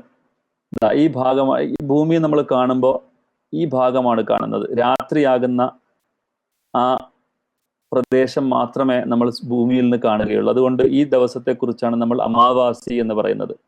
നിങ്ങൾക്ക് മനസ്സിലായി കാണും. നമ്മൾ സൂര്യൻ ഇവിടെയുണ്ട്. ആ സൂര്യന്റെ പ്രകാശം കൊണ്ട് ഈ ഭാഗം പകലും ഈ ഭാഗം രാത്രിയുമാവും. അതുകൊണ്ട് ഭൂമിയിൽ നോക്കുമ്പോൾ ഈ രാത്രിയുള്ള ഭാഗം മാത്രമേ നമുക്ക് ഈ ഒരു ഘട്ടത്തിൽ കാണുക സാധ്യമാവുകയുള്ളൂ. അതുകൊണ്ട് ഇത് ആ സമയത്ത് അല്ലെങ്കിൽ ആ ദിവസം തന്നെ നിങ്ങൾക്ക് ഭൂമിയിൽ നിന്ന് എവിടെ നിന്നും ചന്ദ്രനെ കാണുക സാധ്യമല്ല. അത് അമാവാസിയുടെ ദിവസമാണ്. അത് ചന്ദ്രനെ കാണാത്ത ദിവസമാണ്. ഇത് ഒരല്പം തെറ്റിയാൽ പിന്നീട് അതിൻ്റെ ആ പകലിന്റെ ചെറിയൊരു ഭാഗം നിങ്ങൾ കാണാൻ തുടങ്ങും. ഈ ഭാഗം നിങ്ങൾക്ക് നിങ്ങളുടെ ദൃഷ്ടിയിൽപ്പെടും ഭൂമിയിൽ നിന്നുകൊണ്ട്. ഇത് ഈ ഒരു ഘട്ടത്തിലേക്ക് എത്തിക്കഴിഞ്ഞാൽ ഇവിടെയാണ് പൂർണ്ണചന്ദ്രൻ. ഈ നേരെ ഓപ്പോസിറ്റ് ഈ നമ്മുടെ അമാവാസിയുടെ നേരെ ഓപ്പോസിറ്റുള്ള സ്ഥലമാണ് പൗർണമി അല്ലെങ്കിൽ ഫുൾ മൂൺ എന്ന് പറയുന്നത്. ഭൂമിയിൽ നമ്മൾ നോക്കുമ്പോൾ ഈ പകൽ പ്രദേശം, ചന്ദ്രനിലുള്ള പകൽ പ്രദേശം മാത്രമേ നമുക്ക് കാണാൻ സാധിക്കുകയുള്ളൂ ആ ദിവസം. അതിലുള്ള രാത്രി പ്രദേശം നമ്മൾ കാണുന്നേയില്ല. അതുകൊണ്ടാണ് പൗർണമി നമ്മൾ പറയുന്നത്. അതിന്റെ നേരെ പകുതി എന്ന് പറഞ്ഞാൽ ഇത് ഫസ്റ്റ് ഡേ. ഇവിടുന്ന് കുറച്ച് തെറ്റിയ ഫസ്റ്റ് ഡേ ആവും. ഫസ്റ്റ് ഡേ ടു 14th ഡേന്റെ ഇടയിലാണ് 7th ഡേ വരുന്നത്. ഇതാണ് 7th ഡേ. ഈ 7th day 14th full moon ആണെങ്കിൽ 7th ഡേ ഹാഫ് മൂൺ ആയിരിക്കും. സിമ്പിൾ ലോജിക്സ് ആണല്ലോ. 14th ഡേ ഫുൾ മൂൺ ആണെങ്കിൽ 7th day which is the half of 14, അന്ന് ചന്ദ്രൻ ഹാഫിലായിരിക്കും, നേരെ പകുതിയായിരിക്കും. അതുപോലെ തന്നെ 14 കഴിഞ്ഞിട്ട് അടുത്ത 7 ദിവസം കഴിഞ്ഞാൽ ഇവിടെ എത്തും. അന്ന് കൃത്യമായിട്ട് ഹാഫ് ആയിരിക്കും. ഈ ഹാഫിന്റെ ഓപ്പോസിറ്റ് ആയിരിക്കും ഈ ഹാഫ്. ഇത് ഡി ആയിരിക്കും. ഇത് ഇൻവേർട്ടഡ് ക്യാപിറ്റൽ ഡി ആയിരിക്കും ഇതിന്റെ ആകൃതി. നിങ്ങൾ ചന്ദ്രനിലേക്ക് നോക്കിയാൽ, ഭൂമിയിൽ നിന്ന് ചന്ദ്രനിലേക്ക് നോക്കിയാൽ 7ാമത്തെ ദിവസം നിങ്ങൾ കാണുന്നത് ക്യാപിറ്റൽ ഡി ആകൃതിയിലുള്ള ചന്ദ്രനെയായിരിക്കും. 21ാമത്തെ ദിവസം നിങ്ങൾ കാണുന്നത് ഇൻവേർട്ടഡ് ഡി ആയിരിക്കും. നിങ്ങൾ ഈ ഫിഗറിൽ തന്നെ നിങ്ങൾക്കത് കാണാൻ സാധിക്കും. പിന്നീട് അത് 7 ദിവസം കഴിയുമ്പോൾ അത് പൗർണമിയിലേക്ക് പോകും. 29 ദിവസമാണെങ്കിൽ 6 ദിവസം കഴിയുമ്പോൾ. അപ്പൊ ഇതാണ് യഥാർത്ഥത്തിൽ ഒരു മാസം, ചന്ദ്രന്റെ ഒരു മാസം എന്ന് നമ്മൾ പറയുന്നത്. ഈ കറക്കത്തെയാണ് നമ്മൾ ഫേസസ് ഓഫ് ദ മൂൺ, അല്ലെങ്കിൽ ഈ ആകൃതി നമ്മൾ കാണുന്ന ഈ പകൽ പ്രദേശത്തെയാണ് നമ്മൾ ഫേസസ് ഓഫ് ദ മൂൺ എന്ന് പറയുന്നത്. ഇത് മനസ്സിലാക്കൽ വളരെ പ്രധാനമാണ്. ഒരു ആള് എല്ലാ ദിവസവും ചുരുങ്ങിയത് 3 മാസം ചന്ദ്രനെ നോക്കുകയാണെങ്കിൽ കൃത്യമായിട്ട് ചന്ദ്രനെ ഒരൊറ്റ നോട്ടത്തിൽ നമുക്ക് ഇന്നത്തെ തീയതി ഏതാണെന്ന് മനസ്സിലാക്കാൻ സാധിക്കും. അതൊരു ചെറിയൊരു പ്രയത്നം മതി. ഇതാണ് ആദ്യത്തെ ചന്ദ്രൻ എന്ന് പറയുന്ന സാധനം. ഇത് നമ്മൾ കാണുമ്പോൾ വളരെ ചുരുങ്ങിയ ഒരു ഫിഗറായിട്ട് മാത്രമേ നമ്മൾ അതിനെ കാണുള്ളൂ. ഈ ആദ്യത്തെ ചന്ദ്രൻ, ഹിലാൽ എന്ന് പറയുന്ന സാധനം, ലോകത്ത് വളരെ കുറച്ച് മാത്രം കാണുന്ന ഈ ഹിലാൽ യഥാർത്ഥത്തിൽ വളരെ ചെറിയ ഒരു നേർരേഖ, ഒരു ചെറിയൊരു നേർത്ത രേഖ മാത്രമാണ്. അത് കഴിഞ്ഞ് 7ാമത്തെ ദിവസം ആകുമ്പോൾ ചന്ദ്രൻ ഈ ആകൃതി പ്രാപിക്കും. അത് കഴിഞ്ഞ് വീണ്ടും ഒരു 7 ദിവസം കഴിഞ്ഞ് 14ാമത്തെ ദിവസം പൂർണ്ണ ചന്ദ്രനായി മാറുന്നു. പിന്നീട് അത് 21ാമത്തെ ദിവസം അത് വീണ്ടും ഒരു ഇൻവേർട്ടഡ് ഡി ആയിട്ട് മാറുന്നു. പിന്നീട് അത് അമാവാസിയായിട്ട് മാറുന്നു. ഇതാണ് യഥാർത്ഥത്തിൽ ചന്ദ്രനിൽ സംഭവിക്കുന്നത്. ഈ ആകൃതി തന്നെയാണ് യഥാർത്ഥത്തിൽ ഡേറ്റ് തീരുമാനിക്കാനുള്ള നിങ്ങളുടെ അടിസ്ഥാനം. ഇത് കഴിഞ്ഞ കാലങ്ങളിൽ വളരെയേറെ അഭ്യാസം ഇതിനു വേണ്ടിയിട്ട് ഞാൻ നടത്തിയിട്ടുണ്ട്. തുടർച്ചയായി 3 മാസം നോക്കിയപ്പോൾ തന്നെ ഇപ്പോൾ ഏത് സമയത്തും at any given point of time നിങ്ങൾ എന്നോട് ഡേറ്റ് ചോദിച്ചാൽ ഇന്നത്തെ ഡേറ്റ് കൃത്യമായിട്ട് ഒരൊറ്റ നോട്ടത്തിൽ ചന്ദ്രനെ നോക്കിയിട്ട് എനിക്ക് പറയാൻ സാധിക്കും. അത് എനിക്ക് മാത്രമല്ല, ആർക്കും സാധിക്കും. നിങ്ങൾക്കൊരു ചെറിയൊരു ഒരു പ്രയത്നം നടത്തിയാൽ മതി, ഇന്നത്തെ ഡേറ്റ് എന്താണെന്ന് നിങ്ങൾക്ക് കൃത്യമായിട്ട് മനസ്സിലാക്കാൻ സാധിക്കും. ഇന്നത്തെ വർഷം ഏതാണെന്ന് ചോദിച്ചാൽ ഒരു പക്ഷേ എല്ലാവർക്കും കൃത്യമായ മറുപടി പറയാൻ കഴിഞ്ഞോളാം എന്നില്ല. ഹിജ്റ കലണ്ടറിന്റെ വർഷം ഏതാണെന്ന് പറയാൻ പറ്റുമോ? ഹിജ്റ കലണ്ടറിന്റെ വർഷം, വിച്ച് ഇസ് ദിസ് ഇയർ?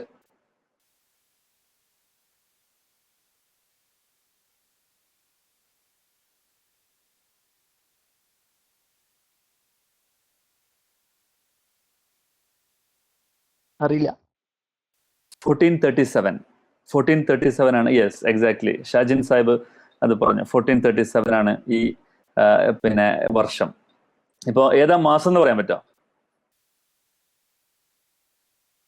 ജമാദുൽ അവ്വലാണ്. നിങ്ങൾക്ക് പലർക്കും അറിയാം, ജമാദുൽ അവ്വലാണ് ഈ മാസം.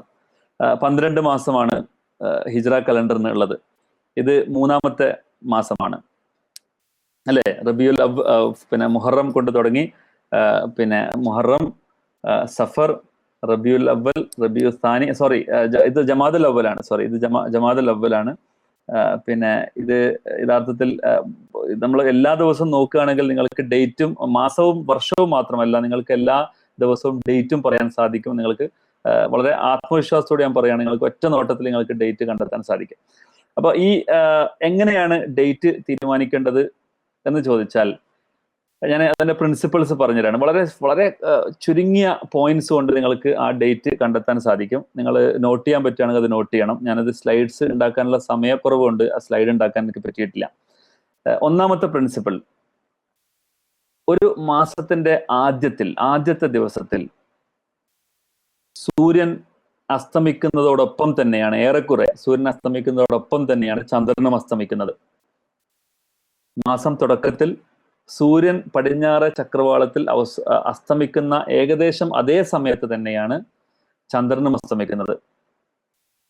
ഏറി വന്നാൽ 1 മണിക്കൂറും 10 മിനിറ്റിന്റെയും വ്യത്യാസമാണ് ഇത് രണ്ടിനും ഇടയിൽ ഉണ്ടാവാൻ സാധ്യതയുള്ളത്. അതെല്ലാം നമുക്ക് കൃത്യമായിട്ട് കണക്കൂട്ടാൻ പറ്റും.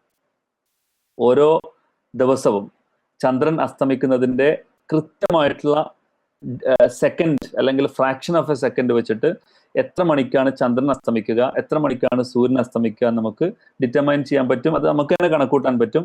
നിങ്ങൾക്ക് നോട്ടിക്കൽ അൽമനാക്ക് എന്ന് നിങ്ങൾ അടിച്ചാൽ നിങ്ങൾക്ക് ആ കലണ്ടർ കിട്ടും. നോട്ടിക്കൽ അൽമനാക്ക് NAUTICAL ALMNANAC എന്ന് പറയുന്ന നിങ്ങൾ ഗൂഗിൾ സെർച്ച് ചെയ്താൽ നിങ്ങൾക്ക് ആ സാധനം ചാർട്ട് ഡൗൺലോഡ് ചെയ്യാൻ പറ്റും. നോട്ടിക്കൽ അൽമനാക്ക് ഞാനിവിടെ ടൈപ്പ് ചെയ്യാണ്. ഈ നോട്ടിക്കൽ അൽമനാക്കാണ് യഥാർത്ഥത്തിൽ ലോകത്ത് ചന്ദ്രന്റെ ഉദയാസ്തമയങ്ങളെ സംബന്ധിച്ചും അതുപോലെ തന്നെ ചന്ദ്രന്റെ ഫേസസും കൃത്യമായിട്ട് രേഖപ്പെടുത്തിയിട്ടുള്ള കലണ്ടർ എന്ന് പറയും. ഇത് നോക്കിയിട്ടാണ് നിങ്ങൾ കലണ്ടർ തീരുമാനിക്കുക, കലണ്ടർ നിങ്ങൾക്ക് എഴുതാൻ പറ്റുക. ഒരു നമ്മുടെ ഒരു തെറ്റിദ്ധാരണ എന്താണെന്ന് ചോദിച്ചാൽ സൂര്യന്റെ ചലനം നമുക്ക് കാൽക്കുലേറ്റ് ചെയ്യാൻ പറ്റും, പക്ഷെ ചന്ദ്രന്റെ ഫേസസും ചന്ദ്രന്റെ മൂവ്മെന്റ്സും നമുക്ക് കാൽക്കുലേറ്റ് ചെയ്യാൻ സാധ്യമല്ല എന്ന ഒരു തെറ്റിദ്ധാരണയാണ് പല പണ്ഡിതന്മാരും അവരോട് ചോദിച്ചപ്പോൾ അവർ പറഞ്ഞത്. യഥാർത്ഥത്തിൽ എപ്രകാരം സൂര്യൻ നമുക്ക് കാൽക്കുലേറ്റ് ചെയ്യാൻ പറ്റുമോ അതേ രീതിയിൽ തന്നെ ചന്ദ്രനും നമുക്ക് കാൽക്കുലേറ്റ് ചെയ്യാൻ പറ്റും. ഖുർആനിൽ തന്നെ സൂറത്തുർ റഹ്മാനിൽ അള്ളാഹു പറഞ്ഞിട്ടുണ്ട്, അശംസു വൽ ഖമറു ബിഹുസ്ബാൻ. ഷംസും ഖമറും ഇത് രണ്ടും കൃത്യമായിട്ട് നിങ്ങൾക്ക് കാൽക്കുലേറ്റ് ചെയ്യാൻ പറ്റും. ഇത് രണ്ടും കാൽക്കുലേബിൾ ആണ്. ഇത് രണ്ടും പ്രിസൈസ് ആയിട്ടുള്ള ഒരു സ്പീഡിലാണ് അത് സഞ്ചരിക്കുന്നത്, കൃത്യമായിട്ടുള്ള ഒരു സ്പീഡിലാണ് സഞ്ചരിക്കുന്നത്. അതൊരിക്കലും അത് മാറുന്നില്ല, അതിന്റെ സഞ്ചാര പദം മാറുന്നില്ല, അതിന്റെ പേസ് മാറുന്നില്ല, അതിന്റെ ഒരിക്കലും അതിന്റെ സുന്നത്ത്, അള്ളാഹുവിന്റെ സുന്നത്ത് എന്ന് പറയുന്ന സാധനം ഒരിക്കലും മാറില്ല. ലാ തബ്ദീല ലി ഖൽഖില്ല സുന്നത്തില്ല എന്ന് പറയുന്ന ആയത്ത് പ്രത്യേകം അനുസ്മരണീയമാണ്. ഈ ഫേസസ് ഓഫ് ദ മൂൺ എന്ന് പറയുന്നത് കൃത്യമായി നിങ്ങൾക്ക് കാൽക്കുലേറ്റ് ചെയ്യാൻ പറ്റും, കൃത്യമായിട്ട് കാൽക്കുലേറ്റ് ചെയ്യാൻ പറ്റും. നേരത്തെ പറഞ്ഞ നമസ്കാരത്തിന്റെ സമയം സൂര്യന്റെ ചലനമനുസരിച്ചാണ് നമ്മൾ മനസ്സിലാക്കിയാൽ ഈ സൂര്യന്റെ ചലനം ആരെങ്കിലും നോക്കാറുണ്ടോ? ഞാൻ ചോദിക്കുകയാണ്, വളരെ സിമ്പിൾ ആയിട്ടുള്ളൊരു ചോദ്യം. സൂര്യൻ അസ്തമിക്കുന്നത് 6:04 എന്ന് കലണ്ടറിൽ എഴുതി വെച്ചിരിക്കുന്നു. നമ്മൾ ആരെങ്കിലും, പ്രവാചകൻ പറഞ്ഞത് സൂര്യൻ അസ്തമിച്ച ഉടനെ തന്നെ നിങ്ങൾ മഗ്‌രിബ് ബാങ്ക് കൊടുക്കണം, ആ മഗ്‌രിബ് ബാങ്ക് കൊടുക്കുമ്പോൾ തന്നെ നിങ്ങൾ ഉടനെ തന്നെ നോമ്പ് മുറിക്കണമെന്നാണ്. നോമ്പ് മുറിക്കുന്ന സമയത്ത് ആരെങ്കിലും പറയാറുണ്ടോ, ഒരു മിനിറ്റ് ഒന്ന് സൂര്യൻ അസ്തമിച്ചോ എന്ന് നോക്കട്ടെ, അതിനുശേഷം ബാങ്ക് വിളിക്കാം, അല്ലെങ്കിൽ എൻ്റെ നിഴലൊന്ന് അളന്ന് നോക്കട്ടെ, 1.5 മടങ്ങ് എൻ്റെ ഒബ്ജക്റ്റിനേക്കാൾ 1.5 മടങ്ങ് അധികമായിട്ടുണ്ടോ എൻ്റെ ഷാഡോ എന്ന് പറഞ്ഞിട്ടാണോ ആളുകൾ അത് നോക്കിയിട്ടാണോ ആളുകൾ ബാങ്ക് വിളിക്കാറുള്ളതെന്ന് ചോദിച്ചാൽ അല്ല.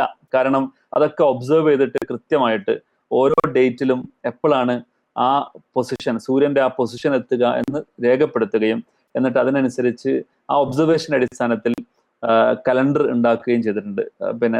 സോളാർ കലണ്ടർ ഉണ്ടാക്കിയിട്ടുണ്ട്, സോളാർ ടൈമിങ് നമ്മൾ തീരുമാനിച്ചിട്ടുണ്ട്. അതിനാണ് നമ്മൾ സ്വലാത്ത് കലണ്ടർ എന്ന് പറയുന്നത്. പക്ഷെ ഈ കലണ്ടർ ചന്ദ്രന് ബാധകമാക്കുന്നില്ല. അതിന്റെ കാരണം പറയുമ്പോൾ നിങ്ങൾക്കറിയാം, ലൂണാർ എന്ന് പറയുന്ന ഇംഗ്ലീഷ് പദത്തിന്റെ നിഷ്പന്നം, അതിന്റെ നിഷ്പത്തി ശാസ്ത്രം നിങ്ങൾ പരിശോധിച്ചാൽ കാണാൻ സാധിക്കും. ലൂനറ്റിക് എന്ന് നിങ്ങൾ കേട്ടിട്ടുണ്ട് ഇംഗ്ലീഷിൽ. ലൂനറ്റിക് എന്ന് പറഞ്ഞാൽ ഭ്രാന്തൻ എന്നാണ് അർത്ഥം. എന്ന് പറഞ്ഞാൽ ചന്ദ്രൻ ലൂനറ്റിക്, ചന്ദ്രൻ ഒരിക്കലും നിങ്ങൾക്ക് പ്രവചിക്കാൻ സാധിക്കുകയില്ല. അങ്ങനെ പ്രവചനാതീതമായ ഒരു ക്യാരക്ടർ ആൾക്കുണ്ടെങ്കിൽ അയാൾ ലൂനറ്റിക് ആണ്. ലൂണാറിന്റെ പ്രത്യേകതയാണ് അദ്ദേഹത്തിന് കാൽക്കുലേറ്റ് ചെയ്യാൻ സാധിക്കുകയില്ല എന്ന പഴഞ്ചൻ അശാസ്ത്രീയമായിട്ടുള്ള തെറ്റിദ്ധാരണയിൽ നിന്നുകൊണ്ടാണ് യഥാർത്ഥത്തിൽ ആ പദം തന്നെ ഉണ്ടായിട്ടുള്ളത്, ലൂനറ്റിക് എന്ന് പറയുന്ന പദം ഉണ്ടായിട്ടുള്ളത്. ലൂണാർ, മൂൺ എന്ന് പറയുന്ന സാധനം കാൽക്കുലബിൾ ആണ്. അതിന്റെ എല്ലാ സഞ്ചാരവും നിങ്ങൾക്ക് കാൽക്കുലേറ്റ് ചെയ്യാൻ പറ്റുമെന്നാണ് ഖുർആനിൽ പറഞ്ഞിരിക്കുന്നത്. ഖുർആനിൽ ആ അബദ്ധം ഖുർആനിൽ സംഭവിച്ചിട്ടില്ല നിങ്ങൾ കാണാൻ സാധിക്കും. അപ്പോൾ ഇങ്ങനെ കാൽക്കുലേറ്റ് ചെയ്യാൻ പറ്റുന്ന ഒരു ഭ്രമണപഥമുള്ള വസ്തുക്കളാണ്, ആസ്ട്രോണമിക്കൽ ഒബ്ജക്ട്സ് ആണ് ഇതെല്ലാം നമ്മൾ മനസ്സിലാക്കിയാൽ പിന്നെ നമുക്ക് കാണാൻ സാധിക്കും. ഈ സൂര്യൻ അസ്തമിക്കുന്ന സമയം, ഞാൻ ഒരു അടിസ്ഥാനം പറയാണ്, സൂര്യൻ അസ്തമിക്കുന്ന സമയത്ത് തന്നെയാണ് ആദ്യത്തെ ദിവസം ചന്ദ്രനും ഏകദേശം അസ്തമിക്കുന്നത്.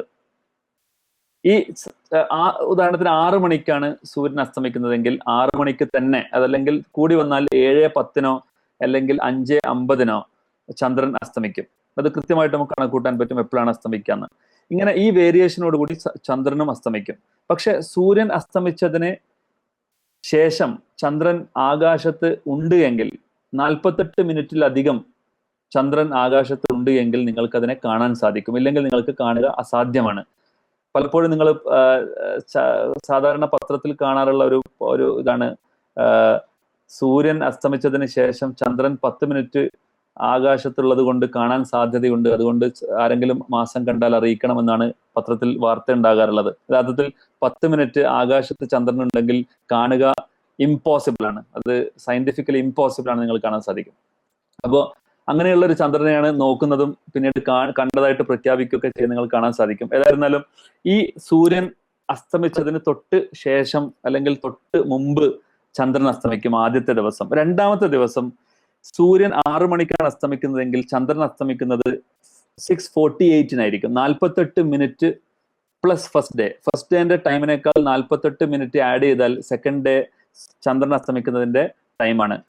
6 മണിക്കാണ് സൂര്യൻ ആദ്യത്തെ ദിവസം അസ്തമിക്കുന്നത്, ആദ്യത്തെ ദിവസം ചന്ദ്രനും 6 മണിക്കാണ് അസ്തമിക്കുന്നത് എങ്കിൽ രണ്ടാമത്തെ ദിവസം സൂര്യൻ അസ്തമിക്കുന്നത് 6 മണിക്കും ചന്ദ്രൻ അസ്തമിക്കുന്നത് 6:48 48 മിനിറ്റ്സ് ഡിഫറൻസ് ഉണ്ടാകും രണ്ടാമത്തെ ദിവസം. മൂന്നാമത്തെ ദിവസം സൂര്യൻ അസ്തമിക്കുന്നത് 6 മണിക്കാണെങ്കിൽ ചന്ദ്രൻ അസ്തമിക്കുന്നത് 48 മിനിറ്റ്സ് പ്ലസ് 48 മിനിറ്റ്സ് പിന്നിലായിരിക്കും. അങ്ങനെ എപ്പോഴും എല്ലാ ദിവസവും 48 മിനിറ്റ്സ് പിന്നിലായിരിക്കും ചന്ദ്രൻ പിന്നെ പോവുക. ഇപ്പൊ ഇന്ന് 6-ാം തീയതിയാണ്, ടുഡേ വാസ് 6, നാളെ 7 ആണ്. ഈ 6th ഡേ സൂര്യൻ അസ്തമിച്ചതിന് ശേഷം 48 plus 48 plus 48 plus 48 plus 48 plus 48 48 into 6 ആയിരിക്കും ഇതിന്റെ ഇലോങ്ങേഷൻ, അതിന്റെ ഡിഫറൻസ് എന്ന് പറയുന്നത്. ഞാനൊരു ചോദ്യം ചോദിക്കാം. സൂര്യൻ അസ്തമിക്കുന്നത് 6 മണിക്ക്, ചന്ദ്രൻ അസ്തമിക്കുന്നത് 10 മണിക്ക്. ഇന്നത്തെ ഡേറ്റ് എത്രയാണ്? സൂര്യൻ അസ്തമിക്കുന്നത് ഇന്ന് 6 മണിക്കാണ്, ചന്ദ്രൻ അസ്തമിക്കുന്നത് ഇന്ന് 10 മണിക്കാണ്. ഇന്നത്തെ ഡേറ്റ് എത്രയാണ്?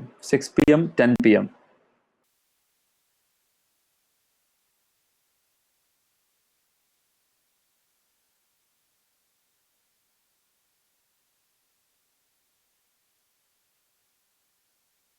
Sunset 6 PM. Exactly. Muhammad Sagheer സാഹിബാണ്, ഷംസുദ്ദീൻ സാഹിബാണ് അതിന് മറുപടി പറഞ്ഞത്. 5 അന്നത്തെ ഡേറ്റ് 5 ആണ്.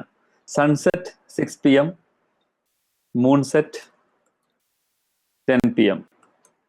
അങ്ങനെയാണെങ്കിൽ ഇത് രണ്ടിനെയും ഇടയിലുള്ള ഡിഫറൻസ് ഞാൻ കാൽക്കുലേഷൻ ഇവിടെ ടൈപ്പ് ചെയ്യാണ്. ഡിഫറൻസ് എത്രയാണ്? 7, 8, 9, 10 4 hours ആണ്. ഈ 4 hours-നെ നിങ്ങൾ into 60 ചെയ്താൽ 240 minutes ആണത്. 240 minutes.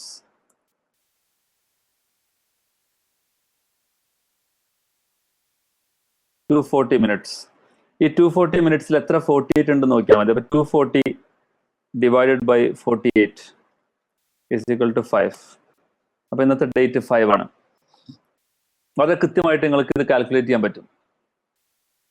ഇതിന്റെ പ്രിൻസിപ്പിൾ എന്താണെന്ന് ചോദിച്ചാൽ, നിങ്ങളുടെ ഈ ഡിവിഷനിൽ ഫ്രാക്ഷൻസ് വരാം. ഒരുപക്ഷെ 0.15 അല്ലെങ്കിൽ 0.62 അങ്ങനെ എന്തെങ്കിലും ഒരു ഫ്രാക്ഷൻ വരാം. അങ്ങനെയാണെങ്കിൽ അതിന്റെ പ്രിൻസിപ്പിൾ ബിലോ 0.22 ആണെങ്കിൽ, ബിലോ 0.22 ആണെങ്കിൽ നിങ്ങൾ you should reduce 1 day. Above 0.22 ആണെങ്കിൽ, സോറി 0.88 ആണെങ്കിൽ ആഡ് 1 day. ഇനി ഇത് രണ്ടിനും ഇടയിലാണെങ്കിൽ, ബിറ്റ്വീൻ 0.22 ആൻഡ് 0.88 ആണെങ്കിൽ സെയിം ഫിഗർ, അതിന്റെ ശരിയായ പ്രിൻസിപ്പൽ ഫിഗർ ആയിരിക്കും ആ ഡേറ്റ്. 8.65 ആണെങ്കിൽ 8 ആണ് അന്നത്തെ ഡേറ്റ്. 8.9 ആണെങ്കിൽ അന്നത്തെ ഡേറ്റ് 9 ആണ്. ഇനി 8.1 ആണെങ്കിൽ അന്നത്തെ ഡേറ്റ് 7 ആണ്. ഇതാണ് അതിന്റെ പ്രിൻസിപ്പൽ.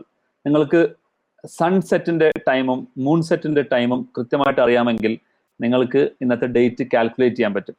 ഇനി ഇതാണ് സിമ്പിൾ കാൽക്കുലേഷൻ. ഇനി ഇതിന് വളരെ പിന്നെ ഡീറ്റെയിൽ ആയിട്ടുള്ള കാൽക്കുലേഷൻ നിങ്ങൾക്ക് പിന്നീട് പഠിക്കുമ്പോൾ നിങ്ങൾക്ക് ആവശ്യം വരും. അപ്പോൾ നമുക്ക് ഡിസ്കസ് ചെയ്യാം.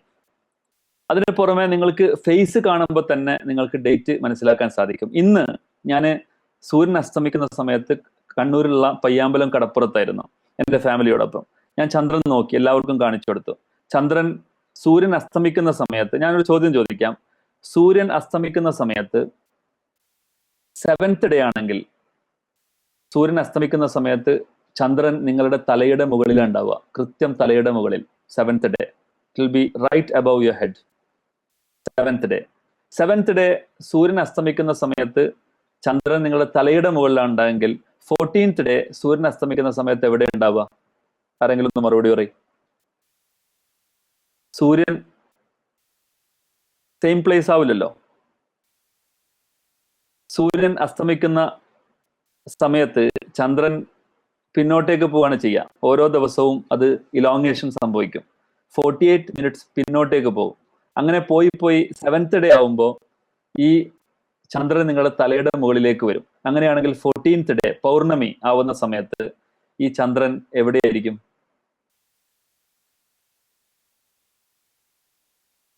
സെവൻത്ത് ഡേ തലയുടെ മുകളിലുള്ള സൂര്യൻ ചന്ദ്രന്റെ ആകൃതി എന്തായിരിക്കും? ഞാൻ നേരത്തെ ഇപ്പോ ഈ ഫോട്ടോയിലുള്ളത് പോലെ അതിന്റെ ആകൃതി അത് ഡി ആയിരിക്കും, കൃത്യമായ ഡി ആയിരിക്കും. ഇതായിരിക്കും അതിന്റെ ആകൃതി. ഇൻവേർട്ടഡ് ആയിരിക്കില്ല ഷെജിൻ സാഹിബ്, ഇൻവേർട്ടഡ് ആവില്ല.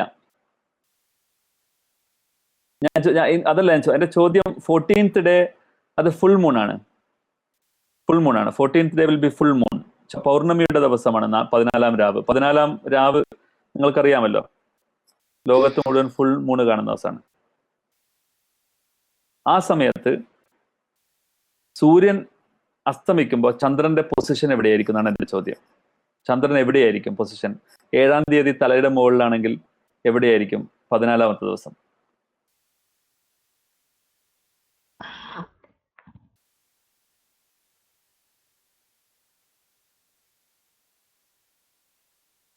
Simple Logix.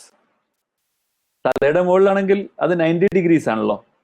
സൂര്യൻ അസ്തമിക്കുന്നു 0 ഡിഗ്രി, 90 ഡിഗ്രീസ് നിങ്ങളെ തലയുടെ മുകളിലുണ്ട്. സ്വാഭാവികമായിട്ടും 14th ഡേ ആണെങ്കിൽ 180 ഡിഗ്രീസ് നേരെ അപ്പുറമായിരിക്കും. പടിഞ്ഞാറ് ചക്രവാളത്തിൽ സൂര്യൻ അസ്തമിക്കുമ്പോൾ 14ാമത്തെ ദിവസം ചന്ദ്രൻ നിങ്ങളുടെ പിന്നിലായിരിക്കും, കിഴക്ക് ഭാഗത്തായിരിക്കും. കിഴക്ക് ചക്രവാളത്തിൽ അത് ഉദിക്കുന്നുണ്ടാവും. സിമ്പിൾ ലോജിക് അല്ലേ? 7th ഡേ നിങ്ങളുടെ തലയുടെ മുകളിലാണെങ്കിൽ അത് പിന്നോട്ടേക്ക് പോയി 14th ഡേ ആവുമ്പോൾ അത് കിഴക്ക് ഭാഗത്തേക്ക് പോയിരിക്കും. അപ്പോ 14th ഡേ ഫുൾ മൂൺ ആവുന്ന സമയത്ത് സൂര്യൻ അസ്തമിക്കുമ്പോൾ ചന്ദ്രൻ അവിടുന്ന് ഉദിക്കുന്നുണ്ടാവും. ഇത് രണ്ടും ഒരേ സമയത്ത് നടക്കും. ഒരു മാസത്തിന്റെ പകുതിയുടെ ദിവസം. മനസ്സിലാവുന്നുണ്ടല്ലോ? ക്ലിയർ ആണ് ആയിരിക്കുമെന്ന് തോന്നുന്നു.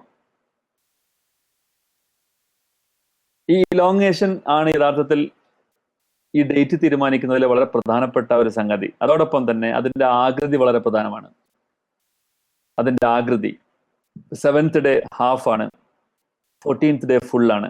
ഇനി അടുത്തൊരു ചോദ്യം. ഇത് രണ്ടും നിങ്ങൾക്ക് മനസ്സിലായിട്ടുണ്ടെങ്കിൽ അടുത്ത ചോദ്യം, 14th ഡേ സൂര്യൻ അസ്തമിക്കുന്ന സമയത്ത് ചന്ദ്രൻ കിഴക്കേ ചക്രവാളത്തിൽ ഉദിക്കുന്നുണ്ടാവുമെങ്കിൽ 21st ഡേ എന്ന് പറഞ്ഞാൽ 3rd ക്വാർട്ടർ, 21st ഡേ സൂര്യൻ അസ്തമിക്കുന്ന സമയത്ത് ചന്ദ്രൻ എവിടെയായിരിക്കും?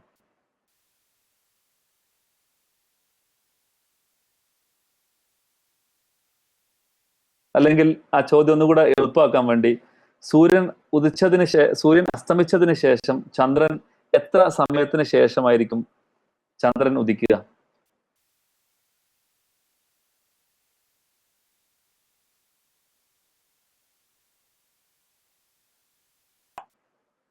$270. ഞാൻ നോക്കട്ടെ, ഞാൻ കാൽക്കുലേറ്റ് ചെയ്യട്ടെ. എന്ന് പറഞ്ഞാൽ 38 into 7 336 ആണ് ശരിയായ ഉത്തരം. 48 into 7 336 മിനിറ്റ്സിന് ശേഷമാണ്. 336 ആണ് ശരിയായ ഉത്തരം. 336. 270 എങ്ങനെയാണ് കിട്ടിയത് Sageer Sahib? Angle, yes you are right. 270 ആംഗിളിലാണ് സംഭവിക്കുക. 90 into 3 270 ആംഗിളിലായിരിക്കും അത് സംഭവിക്കാം. അപ്പൊ ഇതിൽ വളരെ പ്രധാനപ്പെട്ട ഒരു സംഗതി, ഈ 48 minutes is equal to how much, എത്ര ആംഗിൾ ആയിരിക്കും എന്ന് പറയാൻ പറ്റുമോ? 48 minutes is equal to how much degrees? Simple calculation. ഞാൻ ഇപ്പൊ പറയുന്നത് ഒന്നും ഒരു 10th above 10ാം ക്ലാസ്സിന് മുകളിലുള്ള ഒരു മാത്തമാറ്റിക്സും ഇതിലില്ല. എല്ലാം 8ാം ക്ലാസ് 9ാം ക്ലാസ്സിലുള്ള മാത്തമാറ്റിക്സ് ആണ്. 48 മിനിറ്റ്സിന്റെ ഡിഗ്രി എത്രയായിരിക്കും?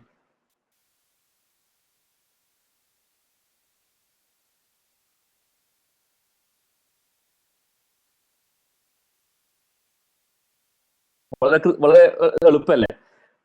ഒരു ഫുൾ സർക്കിൾ 360 ഡിഗ്രിയാണ്. 0.8 തെറ്റാണ്. 360 ഡിഗ്രിയാണ് ഒരു ഫുൾ സർക്കിൾ എങ്കിൽ 360 ഡിവൈഡഡ് ബൈ ഒരു ഫുൾ സർക്കിൾ എടുക്കാൻ വേണ്ടി എടുക്കുന്നത് 30 ഡേയ്സ് ആണല്ലോ. അപ്പോൾ ഡിവൈഡ് ബൈ 30, അതിന്റെ ഉത്തരം എത്രയാണ്? 12 ഡിഗ്രീസ് ആണ് ഒരു ദിവസം അതിന്റെ സഞ്ചാരപഥം, അതിന്റെ ഡിഫറൻസ് എന്ന് പറയുന്നത്. അതാണ് 48 മിനിറ്റ്സ്. അപ്പൊ 12 degrees 48 minutes is equal to 12 degrees. സ്വാഭാവികമായിട്ടും 1 ഡിഗ്രി ഈസ് ഈക്വൽ ടു എത്രയായിരിക്കും? 1 minute is equal to 4 degrees. 48 by 12, 1 minute, 1 minute കൊണ്ട് 4 ഡിഗ്രി ആയിരിക്കും ചന്ദ്രൻ സഞ്ചരിക്കുന്നത്. അപ്പൊ ഈ അടിസ്ഥാനപരമായിട്ടുള്ള ഈ വിവരം നിങ്ങളുടെ കയ്യിലുണ്ടെങ്കിൽ നിങ്ങൾക്ക് വളരെ പെട്ടെന്ന് ഇന്നത്തെ ഡേറ്റ് ആക്യുറേറ്റ്ലി നിങ്ങൾക്ക് കണക്കൂട്ടാൻ പറ്റും. ഒന്നുമില്ല, വളരെ സിമ്പിൾ മാത്തമാറ്റിക്സ് ആണ്, സിമ്പിൾ ലോജിക്സ് ആണ്. പിന്നെ ചന്ദ്രൻ നിങ്ങൾ അതിന്റെ ആകൃതി നോക്കിയിട്ട് നിങ്ങൾക്ക് മനസ്സിലാക്കാൻ സാധിക്കും. അതിന്റെ ഇലോങ്ങേഷൻ, അതിന്റെ ടൈമിന്റെ ഡിഫറൻസ് വെച്ചിട്ട് കാൽക്കുലേറ്റ് ചെയ്യാൻ പറ്റും. ഇത് 2 രീതിയിൽ നിങ്ങൾക്ക് ഡേറ്റ് കൃത്യമായിട്ട് കണക്കൂട്ടാൻ പറ്റും. ഇനി ചന്ദ്രന്റെ ആകൃതി നോക്കിയിട്ട് ഇന്നത്തെ ഡേറ്റ് എത്രയാണെന്ന് മാത്രമല്ല, ഈ മാസം 29-ന്റേതാണോ 30-ന്റേതാണോ എന്ന് നിങ്ങൾക്ക് 7-ാം തീയതി തന്നെ നിങ്ങൾക്ക് മനസ്സിലാക്കാൻ സാധിക്കും. ഓരോ ക്വാർട്ടറിലും ഈ മാസം എത്ര ദിവസത്തിന്റെ മാസമാണ് നിങ്ങൾക്ക് മനസ്സിലാക്കാൻ സാധിക്കും. ആ വിദ്യ കൂടി നിങ്ങൾക്ക് പറഞ്ഞുതരാം. ഓരോ ക്വാർട്ടറിലും നിങ്ങൾക്ക് മനസ്സിലാക്കാൻ സാധിക്കും ഈ മാസം എത്ര ദിവസത്തിന്റെ മാസമാണ് എന്ന്. കാരണം A month will be either 29 or 30 in a lunar calendar, അല്ലെ? ഒരു മാസം എന്ന് പറയുന്നത് 29 ദിവസം അല്ലെങ്കിൽ 30 ദിവസമായിരിക്കും. അങ്ങനെയാണെങ്കിൽ ഈ മാസം 29-ന്റേതാണോ 30-ന്റേതാണോ എന്ന് തീരുമാനിക്കാൻ വേണ്ടി നിങ്ങൾ അമാവാസി വരെ കാത്തിരിക്കേണ്ട ആവശ്യമില്ല.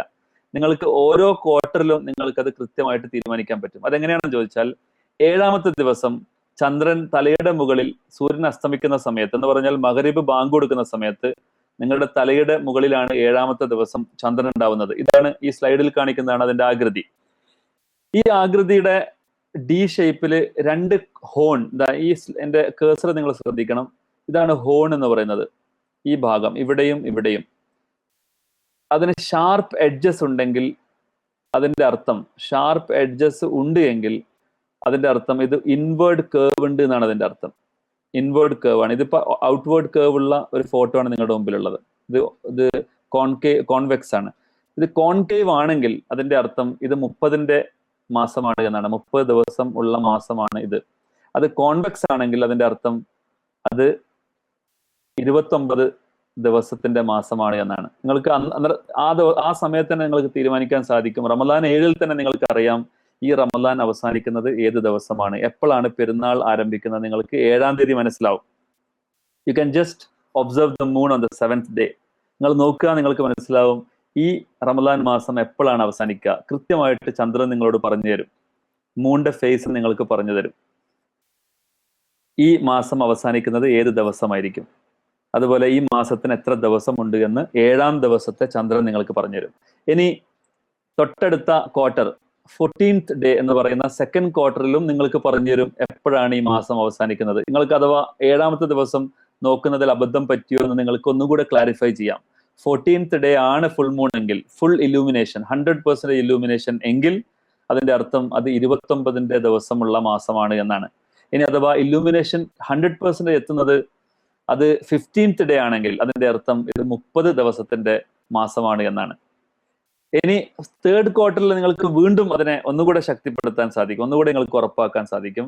അത് നേരത്തെ 14th ഡേ 7th ഡേന്റെ നേരെ ഓപ്പോസിറ്റ് ആണ്. അതായത് കോൺകേവ് ആണെങ്കിൽ, ഉള്ളിലേക്കാണ് അത് ഒടിഞ്ഞിരിക്കുന്നത് എങ്കിൽ അതിന്റെ അർത്ഥം അത് 30th ഡേന്റെ 30 ഡേയ്സിന്റെ മന്ത് ആണ് എന്നും, അത് പുറത്തോട്ടേക്കാണെങ്കിൽ അതിന്റെ അർത്ഥം അത് 29 ഡേയ്സിന്റെ മന്ത് ആണ് എന്നുമാണ്.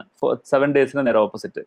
ഇങ്ങനെ കൃത്യമായിട്ട് അതിന്റെ ആകൃതി നോക്കിയിട്ട് ഇന്നത്തെ ഡേറ്റ് കണ്ടെത്താൻ കഴിയുമെന്ന് മാത്രമല്ല, ഈ മാസം പൂർണ്ണമായിട്ട് എത്ര ദിവസത്തിന്റെ മാസമാണ് എന്ന് പോലും നിങ്ങൾക്ക് കൃത്യമായിട്ട് പ്രെഡിക്റ്റ് ചെയ്യാൻ സാധിക്കും അതിന്റെ ആകൃതി നോക്കിക്കൊണ്ട് മാത്രം.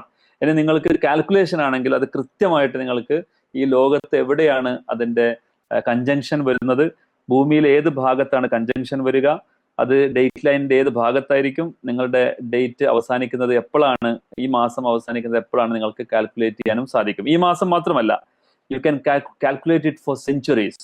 ഓരോ at any given point of a time ലോകത്തെ ഏത് കാലഘട്ടത്തിലെ ഏത് സമയത്തിന്റെയും ഏത് വർഷത്തിലെ 2050 ജനുവരി 1 എപ്പോഴാണ് നിങ്ങളുടെ അല്ലെങ്കിൽ റമദാൻ മാസം അവസാനിക്കുന്ന date with correspondence to the Gregorian calendar ഏത് ദിവസമായിരിക്കും നിങ്ങളുടെ റമദാൻ മാസം അവസാനിക്കുക നിങ്ങൾക്ക് ഇപ്പോൾ കാൽക്കുലേറ്റ് ചെയ്യാൻ പറ്റും. അപ്പൊ ഇങ്ങനെ കൃത്യമായ ഐഡിയയോടുകൂടി നിങ്ങൾക്ക് ചെയ്യാവുന്ന ഒരു സാധനത്തെ, ഒരു സംവിധാനത്തെ, ഒരു സിസ്റ്റത്തെ നമ്മൾ ഒന്നുമല്ലാത്ത ഒരു അശാസ്ത്രീയമായ ഒരു ഒരു ഒരു കാലഗണന രീതിയാക്കിയിട്ട് അതിനെ മാറ്റി എന്നുള്ള എല്ലാ സംഗതികളെയും പോലെ ഒരു വലിയ തജ്ദീദ് ആവശ്യപ്പെടുന്ന, ഒരു വലിയ റെനൈസൻസ് ആവശ്യപ്പെടുന്ന, ഒരു ഇസ്ലാമിക സമൂഹത്തിനിടയിൽ തന്നെ ഒരു വലിയ റെനൈസൻസ് ആവശ്യപ്പെടുന്ന ഒരു വിഷയമാണ് ഇത് എന്നുകൂടി ഞാൻ പറയാൻ ആഗ്രഹിക്കുകയാണ്. ഇത്രയും പറഞ്ഞതിൽ നിന്ന് വല്ല ചോദ്യം ഉണ്ടെങ്കിൽ നിങ്ങൾ ചോദിക്കണം. അതോടൊപ്പം ഒരു സംഗതി കൂടി ഞാൻ നിങ്ങളുടെ പറയാൻ വിട്ടുപോയിട്ടുണ്ട്. ഈ ആംഗിൾ നിങ്ങൾ എങ്ങനെയാണ് തീരുമാനിക്കുക? 12 ഡിഗ്രീസ് എന്ന് പറയുന്ന ആംഗിൾ നിങ്ങൾ എങ്ങനെയാണ് തീരുമാനിക്കുക? നിങ്ങളുടെ വിരലിൽ, നിങ്ങളുടെ കയ്യിലുള്ള വിരലിൽ കാൽക്കുലേറ്റർ മാത്രമല്ല പ്രൊട്ടാക്ടറും കൂടി വെച്ചിരിക്കുന്നു എന്നുള്ള കുതിരത്ത് നമ്മൾ മനസ്സിലാക്കണം. നിങ്ങൾക്ക് വെറും ഇങ്ങനെ കൂട്ടാനും കിഴിക്കാനുമുള്ള കാൽക്കുലേറ്റർ മാത്രമല്ല, this is also A protractor. നിങ്ങളുടെ ഇൻസ്ട്രുമെന്റ് ബോക്സിലുള്ള പ്രൊട്ടാക്ടർ പോലെ ഡിഗ്രീസ് കാൽക്കുലേറ്റ് ചെയ്യാനും നിങ്ങളുടെ ഈ വിരലുകൾ നിങ്ങൾക്ക് ഉപയോഗിക്കാൻ സാധിക്കും. ഇത് എൻ്റെ കൈ വെച്ചിട്ട് ഞാൻ നേരത്തെ വൈകുന്നേരം ഫോട്ടോ എടുത്താണ് നിങ്ങൾക്ക് മനസ്സിലാക്കി തരാൻ വേണ്ടി. നിങ്ങളുടെ കൈ പൂർണ്ണമായി നിവർത്തിപ്പിടിച്ചിട്ട് ആണ് നിങ്ങൾ ഈ സൂര്യാസ്തമയത്തിന്റെ സമയത്ത് നിങ്ങൾ ഹൊറൈസണ് നോക്കിയിട്ട് നിൽക്കേണ്ടത്. അപ്പൊ നിങ്ങളുടെ ഈ വിരലിന്റെ അടിഭാഗം ഈ ഭാഗം സി അതുപോലെ സ്കൈ, ഇത് രണ്ടും മേർജ് ചെയ്യുന്ന സ്ഥലം, രണ്ടും തമ്മിൽ ടച്ച് ചെയ്യുന്ന സ്ഥലം ഇവിടെ ആക്കിയിട്ട് നിങ്ങൾ നോക്കണം. നിങ്ങളിങ്ങനെ നിങ്ങളുടെ കണ്ണിന് തൊട്ട് മുകളിൽ നേരെയായിട്ട് നിങ്ങൾ ഈ വിരലിങ്ങനെ പിടിക്കണം. അത് നിങ്ങളുടെ ഈ എൽബോ മടങ്ങാൻ പാടില്ല, ഇങ്ങനെ മടങ്ങാൻ പാടില്ല. നേരെ വെച്ചുകൊണ്ട് നിങ്ങൾ ഇതിങ്ങനെ പിടിക്കുകയാണെങ്കിൽ ഈ അടിഭാഗം നിങ്ങളുടെ ഓഷ്യൻ, കടലും അതുപോലെ ആകാശവും മുട്ടുന്ന സ്ഥലമായിട്ട് നിങ്ങൾ പിടിക്കുകയും ഇതിന് മുകളിലുള്ള ഇത്രയും ഗ്യാപ്പ്, ഇത് 2 ഡിഗ്രീസ് ആണ്. Basically this is 2 degrees. ഈ ഡിഫറൻസ് 2 ഡിഗ്രീസ് ആണ്. ഇത് നിങ്ങൾ 2 വിരലാക്കിയാൽ അത് 3 ഡിഗ്രീസ് ആണ്. അത് 3 വിരലാക്കിയാൽ അത് 2 വിരലാക്കിയാൽ 2 + 2 4 ഡിഗ്രീസ് ആണ്. 3 വിരലാക്കിയാൽ 3 × 2 6 ഡിഗ്രീസ് ആണ്. അങ്ങനെ 2 ഡിഗ്രി വീതം അത് വർദ്ധിക്കും. അങ്ങനെ 5 വിരലായാൽ അത് 10 ഡിഗ്രി ആയിരിക്കും. അപ്പൊ നിങ്ങളുടെ സൂര്യൻ അസ്തമിക്കുന്ന സമയത്ത് സൂര്യൻ ഇവിടെയും ചന്ദ്രൻ ഇവിടെയുള്ളതെങ്കിൽ അതിനർത്ഥം സൂര്യനും ചന്ദ്രന്റെയും ഇടയിലുള്ള വ്യത്യാസം ദിസ് ഈസ് 10 ഡിഗ്രീസ്. 10 ഡിഗ്രിയുടെ വ്യത്യാസമുണ്ട് എന്ന് പറഞ്ഞാൽ നിങ്ങൾക്ക് കാൽക്കുലേറ്റ് ചെയ്യാൻ പറ്റും. 10 ഡിഗ്രിയുടെ വ്യത്യാസമുണ്ട്. ഒരു ദിവസത്തിൽ വരുന്ന വ്യത്യാസം ഞാൻ നേരത്തെ പറഞ്ഞു 12 ഡിഗ്രിയാണ്. എന്ന് പറഞ്ഞാൽ 6 വിരലാണ് ഒരു ദിവസത്തെ വ്യത്യാസം. അത് ഇങ്ങനെയാണ് ഡിനോട്ട് ചെയ്യാം. 5 + 1 ഇങ്ങനെ 6 വിരലായാൽ അത് 12 ഡിഗ്രിയായി. ഇന്ന് സൂര്യൻ അസ്തമിക്കുന്ന സമയത്ത് ചന്ദ്രനും ഹൊറൈസണും തമ്മിലുള്ള വ്യത്യാസം അത് 6 ഡിഗ്രി ആണെങ്കിൽ നാളെ അത് 6 വിരല് എന്ന് പറഞ്ഞാൽ 12 ഡിഗ്രി ആണെങ്കിൽ നാളെ അത് 12 + 12 24 ഡിഗ്രി ആയിട്ട് അത് വർദ്ധിക്കും. അത് നിങ്ങൾക്ക് ഇങ്ങനെ വിരൽ വെച്ചിട്ട് കാണാൻ സാധിക്കും. ഒരുപാട് ഓപ്ഷൻസ് ഉണ്ട്.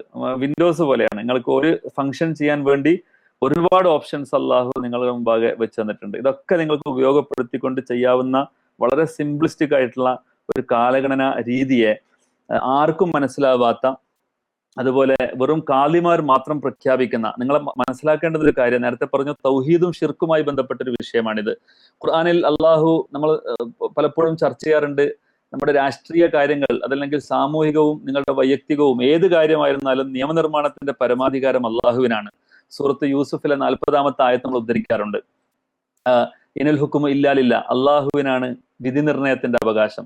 എന്നതുപോലെ തന്നെ ഈ ചന്ദ്രമാസത്തെ ഹിജ്റ കലണ്ടറിന്റെ കാലഗണനം, ചന്ദ്രമാസത്തിലുള്ള ഡേറ്റ് ആര് തീരുമാനിക്കുമെന്ന് ചോദിച്ചാൽ അതിനുള്ള ഒരു കൃത്യമായിട്ടുള്ള ആയത്ത്, ഹാക്കിമിയത്തിന്റെ ആയത്ത് പോലെ തന്നെ ചന്ദ്രമാസം ആര് പ്രഖ്യാപിക്കണം എന്നതിന്റെ ആയത്ത് നിങ്ങൾക്ക് കാണുവാൻ സാധിക്കും. വൽ ഖമറ ഖദ്ദർനാഹു മനാസില ഹത്ത ആദ കൽ ഉർജൂനൽ ഖദീം എന്ന് സൂറത്ത് യാസീനിൽ നിങ്ങൾ കാണാൻ സാധിക്കും. പറയുന്നത് അള്ളാഹുവാണ് തീയതികൾ തീരുമാനിക്കുന്നത്.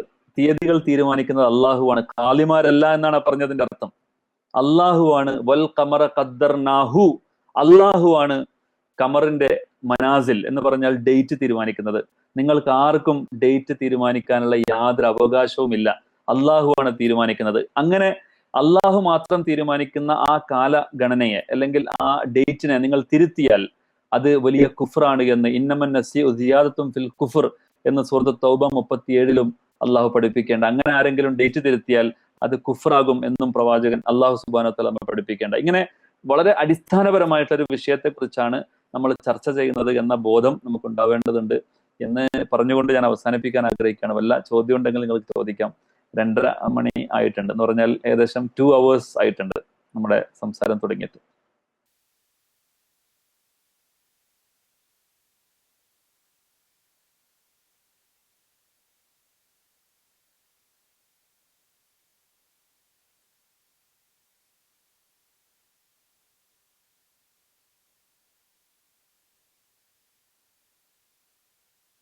ഒരു ചോദ്യമില്ല. ഒരു ചോദ്യം ഇല്ലെങ്കിൽ അതിന് 2 കാരണമേ ഉണ്ടാവാൻ സാധ്യതയുള്ളൂ. ഒന്നുകിൽ നിങ്ങൾക്ക് ഒന്നും മനസ്സിലായിട്ടില്ല എന്നാണ് അതിന്റെ അർത്ഥം, അപ്പൊ ഒരു സംശയം ഉണ്ടാവില്ല. അല്ലെങ്കിൽ നിങ്ങൾക്ക് എല്ലാം മനസ്സിലായി, അതുകൊണ്ട് ഒരു സംശയമില്ല. അങ്ങനെ 2 ഓപ്ഷനേ ഉള്ളൂ. ചോദ്യമില്ലേണ്ടല്ലോ, നിങ്ങൾ വൈകിയ വേള ആയതുകൊണ്ട് നിങ്ങളെ കൂടുതൽ ബുദ്ധിമുട്ടിക്കണ്ടെന്ന് എഴുതി ചോദിക്കാതിരിക്കണം. എനിക്ക് ബുദ്ധിമുട്ടില്ല. ഒരു ചോദ്യം ചോദിക്കട്ടെ.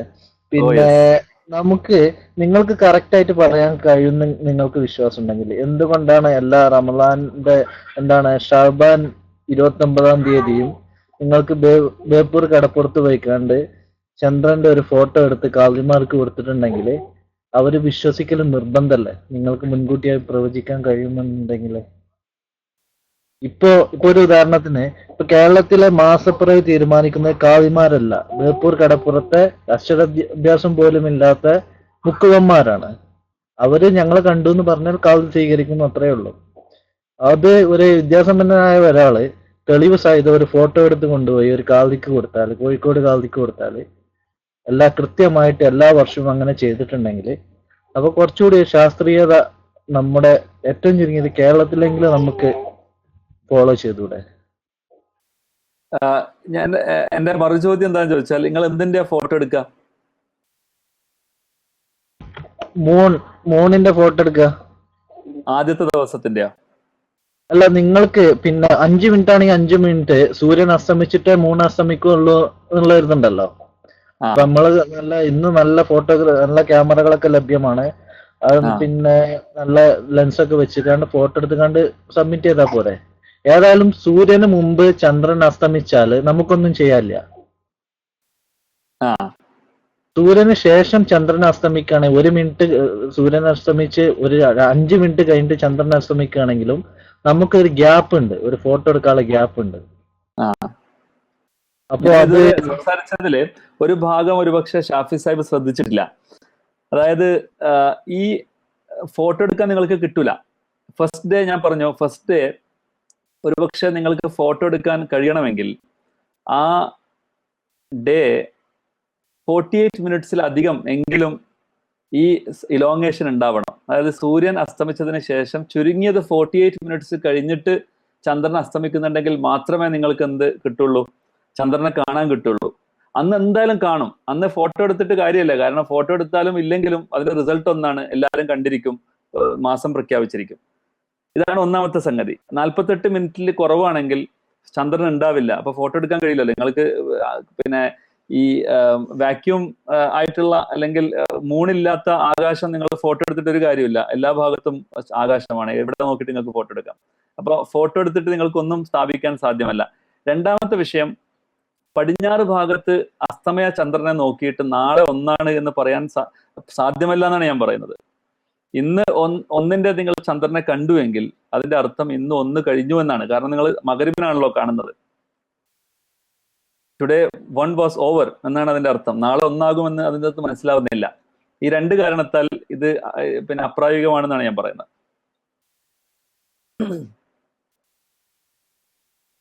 മനസ്സിലായോ? മനസ്സിലായി. സഹീറാണ്.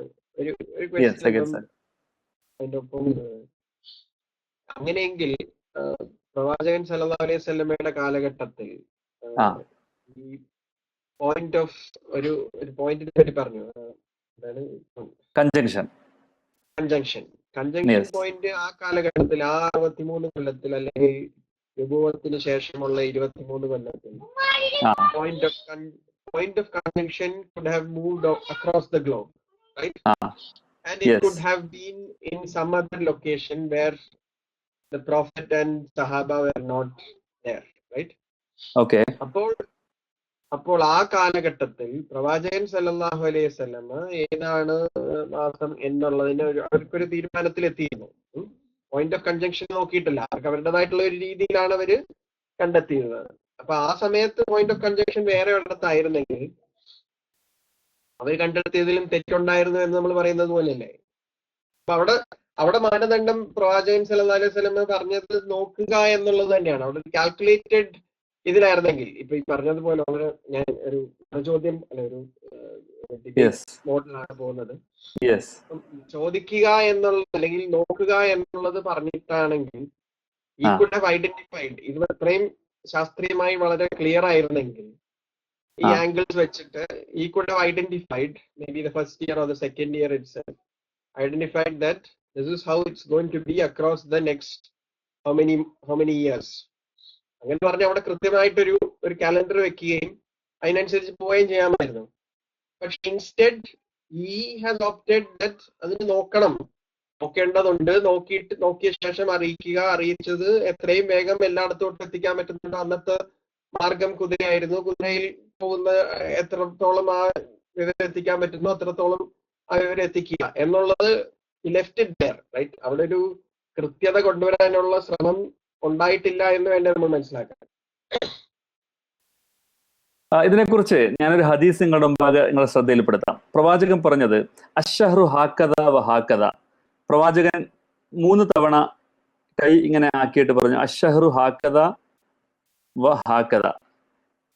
ഷഹർ മാസം എന്ന് പറയുന്നത് 29ഉം 30ഉം ആകും. ലാ നക്തുബ് വലാ നഹ്സുബ്. നമുക്ക് എഴുതാനും അറിയില്ല, നമുക്ക് വായിക്കാനും അറിയില്ല. നമ്മൾ ഇല്ലിട്രേറ്റ് ആണ്, നമ്മുടെ കൗമ ഇല്ലിട്രേറ്റ് ആണ്. ലാ നക്തുബു വലാ നഹ്സുബ്. നമുക്ക് എഴുതാനും അറിയില്ല, കണക്കൂട്ടാനും അറിയില്ല. അതുകൊണ്ട് സൂമു ലിറുയത്തിഹി വഫ്തിറു ലിറുയത്തിഹി. അതുകൊണ്ട് നിങ്ങൾ നോമ്പ് നോക്കുക, പെരുന്നാൾ ആഘോഷിക്കുക, ചന്ദ്രനെ ഒബ്സേർവ് ചെയ്തുകൊണ്ട്, ചന്ദ്രനെ നോക്കിക്കൊണ്ട്. നോക്കുക എന്നുള്ളതാണ് ശബ്ദം, മാസം കാണലല്ല. മാസം കാണുക എന്ന് പറഞ്ഞാൽ ഡിഫറെന്റ് ആണ്. ചന്ദ്രനെ നോക്കുക, ഒബ്സേർവ് ചെയ്യുക എന്നുള്ളത് ഡിഫറെന്റ് ആണ്. പ്രവാചകൻ യഥാർത്ഥത്തിൽ പറഞ്ഞത് സൂമു ലിറുയത്തിഹി വഫ്തിറു ലിറുയത്തിഹി എന്നാണ്. നിങ്ങൾ അതിനെ നോക്കുക, അതിനെ നോക്കണം. അതിനെന്ന് പറഞ്ഞാൽ ചന്ദ്രനെ നോക്കണം. ചന്ദ്രനെ നോക്കണം എന്ന് പ്രവാചകൻ പറഞ്ഞത് എന്തുകൊണ്ടാണ്? കാരണം നമുക്ക് കണക്കൂട്ടാൻ അറിയില്ല എന്നാണ് പ്രവാചകൻ പറഞ്ഞത്. ലാ നക്തുബു വലാ നഹ്സുബ്.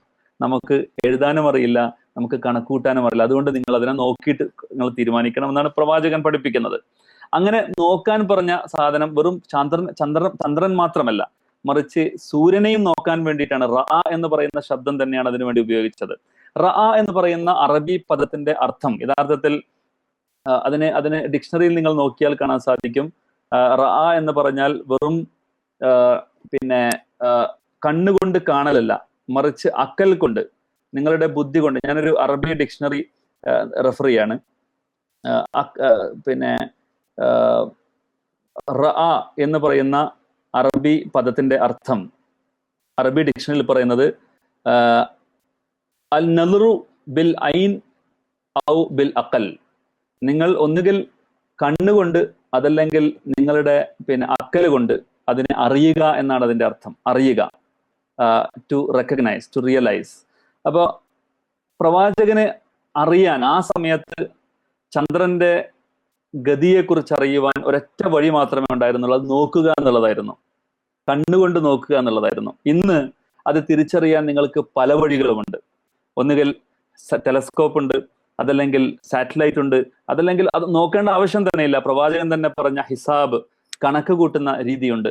ഇതെല്ലാം ചെയ്തുകൊണ്ട് തന്നെ നിങ്ങളുടെ അക്കൽ കൊണ്ട് അതിനെ അറിയുവാൻ നിങ്ങൾക്ക് സാധിക്കും. ഖുർആനിൽ തന്നെ അലം തറ കൈഫ ഫഅല റബ്ബുക ബി അസ്ഹാബിൽ ഫീൽ എന്ന് ഖുർആനിൽ പറയുന്നുണ്ട്. പ്രവാചകരെ, താങ്കൾ ആ ആനക്കലഹക്കാരെ കണ്ടില്ലേ എന്നാണ് ചോദിച്ചത്.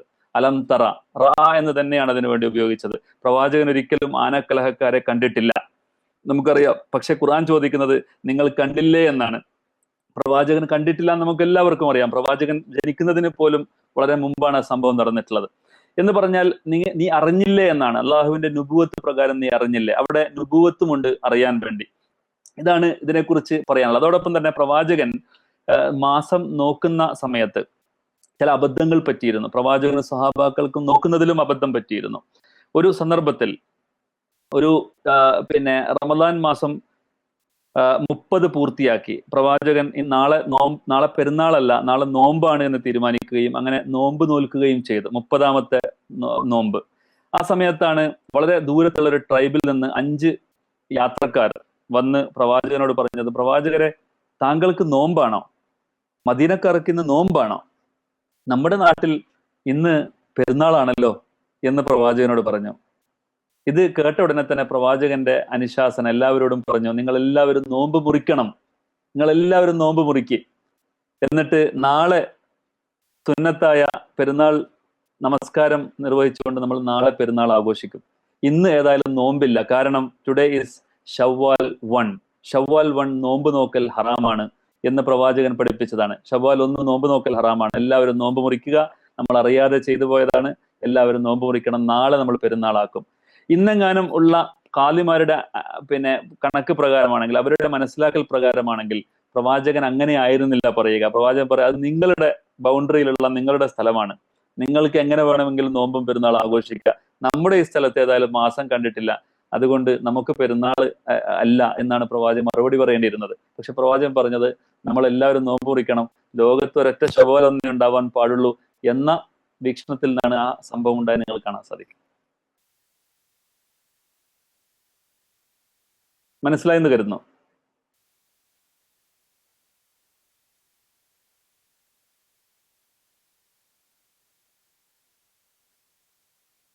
ജസാക്കല്ലാഹ്. ഹയ്യാക്കുമുല്ലാഹ്.